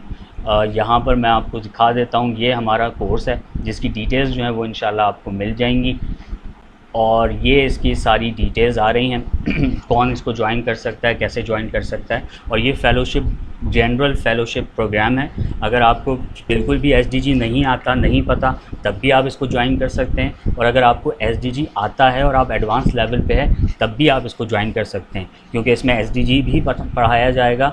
SDG से फ़ायदा कैसे उठाना है वो भी पढ़ाया जाएगा, और उसको फॉलो करते हुए एक प्रॉपर बिज़नेस मॉडल कैसे बनना है वो भी आपको पढ़ाया जाएगा। तो it's from zero to hero programme, यानी आप इसको बेसिक टू प्रोफेशनल लेवल तक देख सकते हैं। तो this is much from my side. और बाकी इसके हवाले से एक और अनाउंसमेंट है, वो मिस सनम आपसे कर देंगी एक अर्ली बर्ड के हवाले से। So that's it from my side. Miss Sanam, आप वो अनाउंसमेंट यहाँ पर कर दें, तो उसके बाद फिर हम कुछ क्वेश्चंस वगैरह जो हैं वो लेना शुरू करेंगे। Thank you so much everyone. बहुत बहुत शुक्रिया फैसल साहब इन डिटेल, और जो आपने पूरा इंफॉर्मेशन दिया, और प्लस जो हमारा एचजी का ये 2 डेज़ ट्रेनिंग है, आई बिलीव कि बहुत ज़्यादा बेनिफिशियल रहा होगा इंशाल्लाह सबके लिए, और कहीं ना कहीं किसी न किसी अंदाज में वो उससे फ़ायदा ज़रूर उठा सकेंगे। यस, जो आपने अभी डिटेल बताया सर, इस हवाले से हमने स्टार्ट में बात किया था कि ये एक ट्रेनिंग प्रोग्राम इंशाल्लाह सून वी आर अनाउंसिंग, और उसमें जो बेनिफिट है वो ये है कि जो हमारे अभी हमारे साथ इस फेलोशिप में लोग मौजूद हैं, उनके लिए जो है वो पर्टिकुलरली फॉर 2 डेज़ ओनली 49 का है ये, तो उनके लिए 25% हमने डिस्काउंट रखा है। अभी ये गूगल फॉर्म आप लोगों के साथ शेयर किया जाएगा, और साथ ही डिटेल्स भी शेयर कर दी जाएंगी। तो if you are interested for this training programme, तो विद इन 2 डेज़, कल रात 10 बजे तक का इसका डेडलाइन है, like to avail 25% discount. Afterwards registration तो ओपन रहेगी, लेकिन जो डिस्काउंट है वो 25% नहीं होगा, क्योंकि इट्स ऑलरेडी नॉमिनल। समझ लीजिए कि ये 6 वीक का एक प्रैक्टिकल हैंड्स ऑन एक्सपीरियंस का फेलोशिप प्रोग्राम है फॉर 6 वीक्स, और जो इसका अमाउंट है, जो फ़ी है, वो बहुत नॉमिनल है, but still you can get 25% discount, जो कि लाइक अराउंड 10,000 हो जाएगा आफ्टर 25% डिस्काउंट। तो अगर if you are interested for this training, तो एक अभी फॉर्म आएगा, लिंक, वो आप फिल कर दीजिए। Till tomorrow you have this like offer. उसके बाद जो है वो आप जो डिस्काउंट है वो अवेलेबल होगा, but that will be 15%, not 25%। तो if you are interested, you can fill the form and you can avail this opportunity, right. उसके बाद जो उसकी डेडलाइन है, तब तक के लिए जो डिस्काउंट है वो अवेलेबल होगा, लेकिन जो पर्टिकुलरली फॉर फेलो मेंबर्स के लिए है वो 25%, बट फॉर 2 डेज़ ओनली। ठीक है ना। तो आप फॉर्म फिल कर लीजिए। ऐसा नहीं है कि फॉर्म अभी फ़ौरन फिल किया तो अभी फ़ौरन फ़ी भी पे करना है, नहीं, you can avail the discount. उसके बाद फ़ी पे करने के लिए आपको like 2 to 3 more days will be given, ताकि आप अपना जो है वो सबमिट करवा सकें। But for the form you can just fill the form and avail this discount for this fellowship. अच्छा, यहाँ पे मैं एक और पॉइंट ऐड करना चाहूँगा कि जो सर्टिफिकेशन आपको मिलेगी, एक तो जनरल सर्टिफिकेशन आप लोगों को मिल रही होती है कि एक आपको एक डिजिटल सर्टिफिकेट मिल जाता है या आपको फिज़िकल मिल जाता है।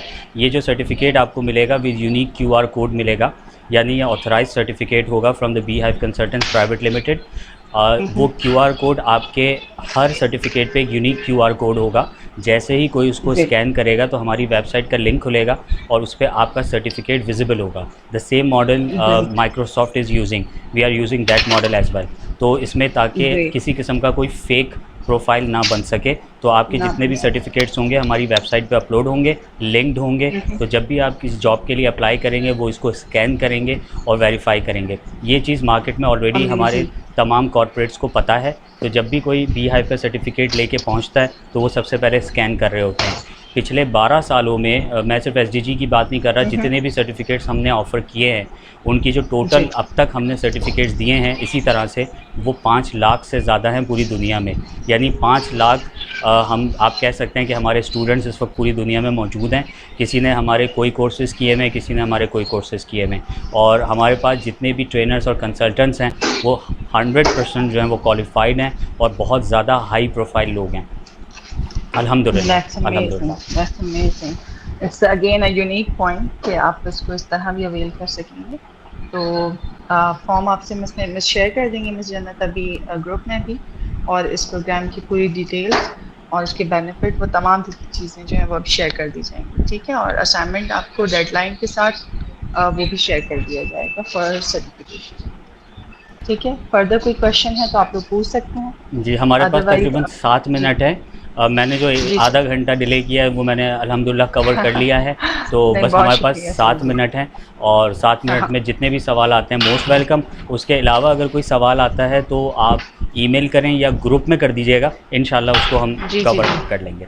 बिल्कुल सर, आपका लिंक, आपकी प्रोफाइल लिंक, आपका ईमेल, सब चीज़ें शेयर कर दी गई हैं ऑलरेडी। अगर इसके अलावा भी कोई है सवाल तो ग्रुप में पूछ सकते हैं सर, कोई ईमेल कर दें, लिंक्डइन पे पूछ लीजिए, विल शेयर अगेन। बिल्कुल। अच्छा sir, thank you very much. Thank you doctor Faisal साहब, बहुत अच्छा सेशन था for the learning perspective as well, और थोड़ा सा रिसर्च के लिए भी और एक अच्छी फीड के लिए भी। कोर्स के लिए तो मैंने पहले ही रजिस्टर्ड कर दिया है और अल्हम्दुलिल्लाह, क्योंकि इस तरह का कोर्स आई अंडरस्टैंड बिकॉज मैं इंटरनेशनली सर्टिफाइड हूँ पोर्ट ऑफ रॉटरडैम का भी, और मुझे पता है इस तरह की सर्टिफिकेशन की वैल्यू क्या है। माइट भी कुछ लोग शायद सोच रहे हों कि शायद कि this was a campaign for the certification, but it is not like that. ये मैं बाकी ऑडियंस के लिए भी बता रहा हूँ, क्योंकि जो सर्टिफिकेशंस कर रहे होते हैं उनको आइडिया होता है इस चीज़ का। एक तो ये, दूसरा ये डॉक्टर साहब बताइएगा कि ये फिजिकल फैसल साहब ये बताइएगा, ये फिजिकल कोर्स है, ऑनलाइन है, मतलब क्या कोई रिकॉर्डेड सेक्शन होगा, किस तरह से इसको कंडक्ट कराएंगे, टाइम ड्यूरेशन क्या होगा इसका? अच्छा, that's very good question sir, thank you for asking this. इससे काफ़ी सारे लोगों का कॉन्सेप्ट भी क्लियर हो जाएगा सर। ये बेसिकली ऑनलाइन सेक्शन ही होगा, और इसमें होगा ये कि हर सैटरडे संडे जैसे हमने अभी किया है 2-2 घंटे का ये सेशन होगा, जिसमें हम लाइव ही पढ़ेंगे सारी चीज़ें, और उसके बाद फर्स्ट वीक से सेकंड वीक के दरमियान हम आपको कुछ रिकॉर्डेड वीडियोस देंगे, कुछ आपको केस स्टडीज़ देंगे, कुछ मटेरियल देंगे जो आपको स्टडी करना होगा, कुछ मेरे रिसर्च पेपर्स अपने होंगे, कुछ हम दूसरी केस स्टडीज़ नेट से उठाएंगे, उसके ऊपर हम काम करेंगे, और उसकी बेस पे मिक्स करके हम अपने असाइनमेंट्स और अपने बिज़नेस को मज़ीद बेहतर बनाएंगे। फिर उसके बाद उन तमाम चीज़ों को बेस रखते हुए हम नेक्स्ट वीक 2 और ऐसी ही लाइव सेशन करेंगे।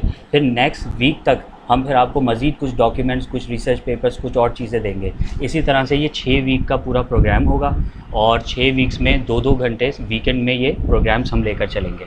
ये इस तरह से होगा, तो उसमें रिकॉर्डेड भी होंगी वीडियोस, उसमें हम लाइव भी जो है वो सेशंस कर रहे होंगे, उसमें डॉक्यूमेंट्स भी आपसे शेयर कर रहे होंगे, असाइनमेंट्स भी आपके पास आ रहे होंगे। इस तरह से होगा। अस्सलाम वालेकुम सर। वालेकुम सलाम।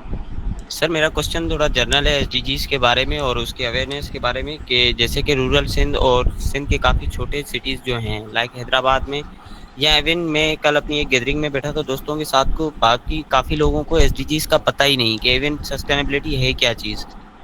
और छोटे सिटीज़ से, जैसे मैं खुद एक छोटे सिटी से बिलोंग करता हूँ, तो विलेजेस में, रूरल एरियाज़ में, तो वहाँ पर बिल्कुल भी इस चीज़ की अवेयरनेस नहीं है। तो उसके लिए, उस अवेयरनेस के लिए हम कैसे मतलब काम कर सकते हैं, थोड़ा आप इस बारे में हम बताएं प्लीज़। अच्छा देखिए, उसके लिए तो बहुत ही सिंपल सा प्रोसेस ये है कि आज की और कल की रिकॉर्डिंग हुई है, तो ये लिंक्स आपको शेयर हो जाएंगे। सबसे पहले तो आप उनको लिंक दे दें, आप उनको बोलें कि ये पूरी वीडियोस जो हैं वो पूरी देख लो, तुम्हें समझ में आ जाएगा कि एसडीजीज़ है क्या चीज़ और ये कितनी इंपॉर्टेंट है। तो ये अगर दोनों सेशंस वो पूरा अगर देख लेंगे तो उनको समझ में आ जाएगा। फिर आप खुद से भी जो है वो लोगों को बताएं, आहिस्ता आहिस्ता उनको बताएं। ज़ाहिर है जब लोगों को नहीं पता होता और उनको कोई फ़ायदा नहीं दिख रहा होता तो वो बात नहीं सुन रहे होते, लेकिन जब उनको पता चलेगा कि ये एक फ़ील्ड है और इसमें आगे बहुत ज़्यादा एक्सपोजर है, तो फिर आप उनको बता सकते हैं कि इसमें क्या क्या चीज़ है। फिर आप अगर अपने इलाके में आपका कोई स्कूल है, कॉलेज है, यूनिवर्सिटी है, आप वहाँ पे किसी प्रोफेसर के पास, टीचर के पास जाएँ, आप उनको बताएं कि मुझे नॉलेज है और मैं यहाँ पे बताना चाहता हूँ बच्चों को इस हवाले से। वहाँ पे आप आधे घंटे का, 15 मिनट का कोई सेशन रखें और उसमें लोगों को बताएं कि ये क्या है, क्योंकि अवेयरनेस ज़रूरी है। चाहे आप रूरल एरियाज़ में हो या अर्बन एरिया में हो, आप कहीं पे भी हो, लोगों को बताना बहुत ज़रूरी है एसडीजीज़ क्या है। बिल्कुल सर, मैं भी यही चाह रहा था, क्योंकि सर हमारे पास एक तो एसडीजीज़ को इम्प्लीमेंट करने के लिए टाइम बहुत, जैसे कल आपने बताया कि सिर्फ 5 साल है, तो उसके लिए हमें अवेयरनेस लाजमी होगी, क्योंकि जो लोग एजुकेटेड नहीं है उनको भी बताना होगा कि ये चीज़ें हैं, और हम अपने एनवायरनमेंट के लिए, अपने प्रॉफिट, अगर बिजनेस को साइड करके, तो एनवायरनमेंट के लिए भी हमें जो है ना काम करना पड़ेगा, वरना अपकमिंग फ्यू ईयर्स में हमें बहुत सारी जो चैलेंजेस हैं एनवायरनमेंट के हिसाब से और यहाँ क्लाइमेट एक्शन के मुताबिक, जैसे फ्लडिंग, हीट वेव्स आजकल ये आ रही हैं, तो ये सारे सीन हमें फिर आगे बहुत सारे चैलेंजेस आने होंगे और वो फेस करने होंगे फिर। बिल्कुल है, बहुत सारी चीज़ें फेस करनी पड़ेंगी। बल्कि इनफैक्ट मैं आपको एक बड़ा फ़नी वो बताता हूँ। मैं एक यूनिवर्सिटी में गया था, बहुत पहले की बात है, तकरीबन 4-5 साल, कोविड से भी पहले की बात है। मैं उस यूनिवर्सिटी में जाके मैंने तकरीबन 2 घंटे स्टेज के ऊपर एसडीजी के बारे में सारा कुछ बताया, और जब मैं जाने लगा ना, तो एक स्टूडेंट मेरे पास आया, कहता सर आपसे एक सवाल है। मैंने कहा हाँ पूछो। तो उसने कहा सर ये जो एसडीजी का जो लोगो है, गोल सा बना हुआ है और इसमें बहुत सारे कलर्स हैं, इसका क्या मतलब है? तो बड़ा अजीब सा सवाल आया। मैंने कहा यार ये क्या मतलब? मैंने कहा उसमें 17 गोल्स हैं, हर गोल का एक अलग कलर है, उसका एक उन्होंने सर्कल बना दिया, हर जगह वो सारे बॉक्सेस तो लगेंगे नहीं, इसलिए उन्होंने एक सर्कल बना। कह रहे नहीं सर आप झूठ बोल रहे हैं, आप यूएस से आए हैं और इसका मतलब है ये ब्लैक होल है। तो मतलब ऐसे क्वेश्चंस आंसर्स आपके सामने बहुत सारे आएंगे, तो ऐसे लोगों से आप घबराइएगा नहीं। वो मुझे पता नहीं क्या एजेंट वेजेंट पता नहीं क्या समझ रहा था, तो मैंने कहा नहीं भाई, ब्लैक होल तो मैंने भी नहीं देखा कहीं भी। तो बहरहाल ये सारी चीज़ें हैं, तो इन चीज़ों को थोड़ा सा आप देखिएगा कि ऐसे लोग भी बहुत सारे हैं जो ऐसी चीज़ें सोच रहे होते हैं। तो बहरहाल आई गुड लक फॉर यू, और आप काम करें अपनी जगहों पे इंशाल्लाह, और ऐसे लोगों से दूर रहिएगा। जी फैसल साहब, बिल्कुल आपकी बात से बिल्कुल मैं एग्री करूंगी, क्योंकि अभी जब हम एसडीजी की ये ट्रेनिंग करवा रहे हैं, उसकी जब हम थोड़ी सी ये मार्केटिंग और ये सारा हम शेयर कर रहे थे, तो एक ग्रुप में, और उन्होंने उस ग्रुप में ही, ऐसा भी नहीं था कि उन्होंने मुझे अलग से कोई डीएम किया हो या कुछ बात किया हो पहले, वो डायरेक्टली फतवा लगा रहे थे साहब। तो आई वाज स्कैर्ड, इवन क्या मतलब कि ये तो आप उनके लिए काम कर रही हैं, and this kind of conversation even in the group. हाँ, ये चीज़ें बहुत हमें फेस करने को मिलती हैं। ये है, ऐसा है। बहुत शुक्रिया सर आपका, ये बहुत सेशन अच्छा था, बहुत चीज़ें सीखने को मिली हैं। लेकिन मेरा जो एक मोटिव है, तो जो SDGs हैं, मैं इनकी एक छोटी सी बुकलेट बनाना चाह रहा हूँ, और वो हमारी लोकल लैंग्वेजेस में होगी। लाइक जैसे मैं सिंध के रूरल एरियाज़ में जा रहा हूँ, तो वो सिंधी में उनको प्रमोट करना चाहता हूँ, और उर्दू में, इन 2 चीज़ों में। तो सर ये भी मेरा आइडिया है, ताकि मैं, और फाइनेंशियली मैं किसी से हेल्प भी लूँगा इस अपने आइडिया में, ताकि हम अवेयरनेस को ज़्यादा जो है ना रेस कर सकें। इसके लिए ना आप सिंध सपोर्ट यूनिट को रब्ता करें। मुझे ये लग रहा है, मुझे कंफर्म नहीं है, मुझे ये लग रहा है कि सिंध सपोर्ट यूनिट ने इसके ऊपर काम किया हुआ है। तो आप उनसे रब्ता करें कि अगर उन्होंने ये चीज़ की हुई है तो आपका टाइम बच जाएगा, और नहीं की हुई भी तो फिर आप उनसे हेल्प ले सकते हैं। Sindh support unit, SDG Sindh support unit, आप उनसे रब्ता कर सकते हैं। उनकी वेबसाइट वगैरह सब बनी हुई है, गूगल करें, उनकी वेबसाइट आपके पास आ जाएगी। तो यूर वेलकम डियर। अच्छा, 5:31 हो गए हैं। अगर कोई और एक आध कोई सवाल करना चाहे तो कर सकते हैं, उसके बाद फिर इंशाल्लाह हम वाइंड अप करेंगे।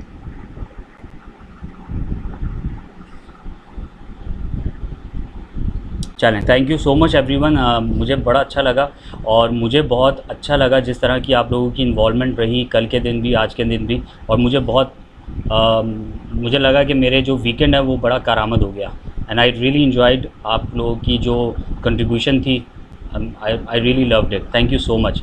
और आपको एक और हम फॉर्म शेयर करेंगे, तो आप प्लीज़ उसमें अपने रिव्यूज़ दीजिएगा कि आपको क्या पार्ट अच्छा लगा और क्या मज़ीद इसमें हम बेहतरी ला सकते हैं। तो आप उसमें ज़रूर बताइएगा कि इसको मज़ीद बेहतर हम किस तरह से बना सकते हैं, और आपको क्या सीखने को मिला, तो वो आप ज़रूर उसमें मेंशन कीजिएगा। Thank you so much.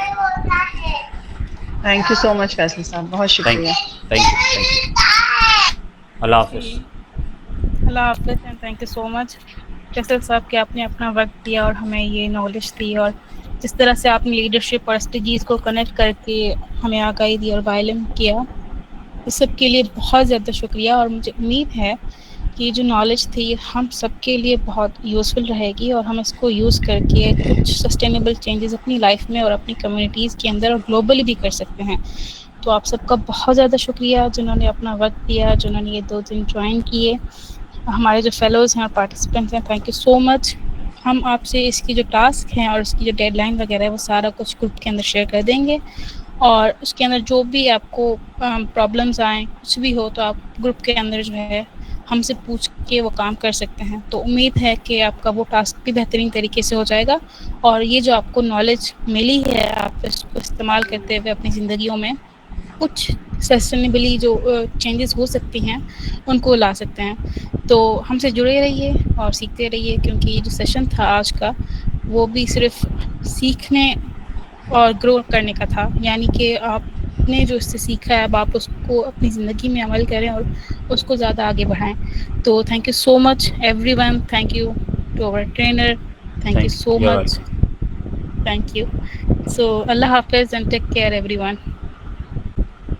अल्लाह हाफ़िज़।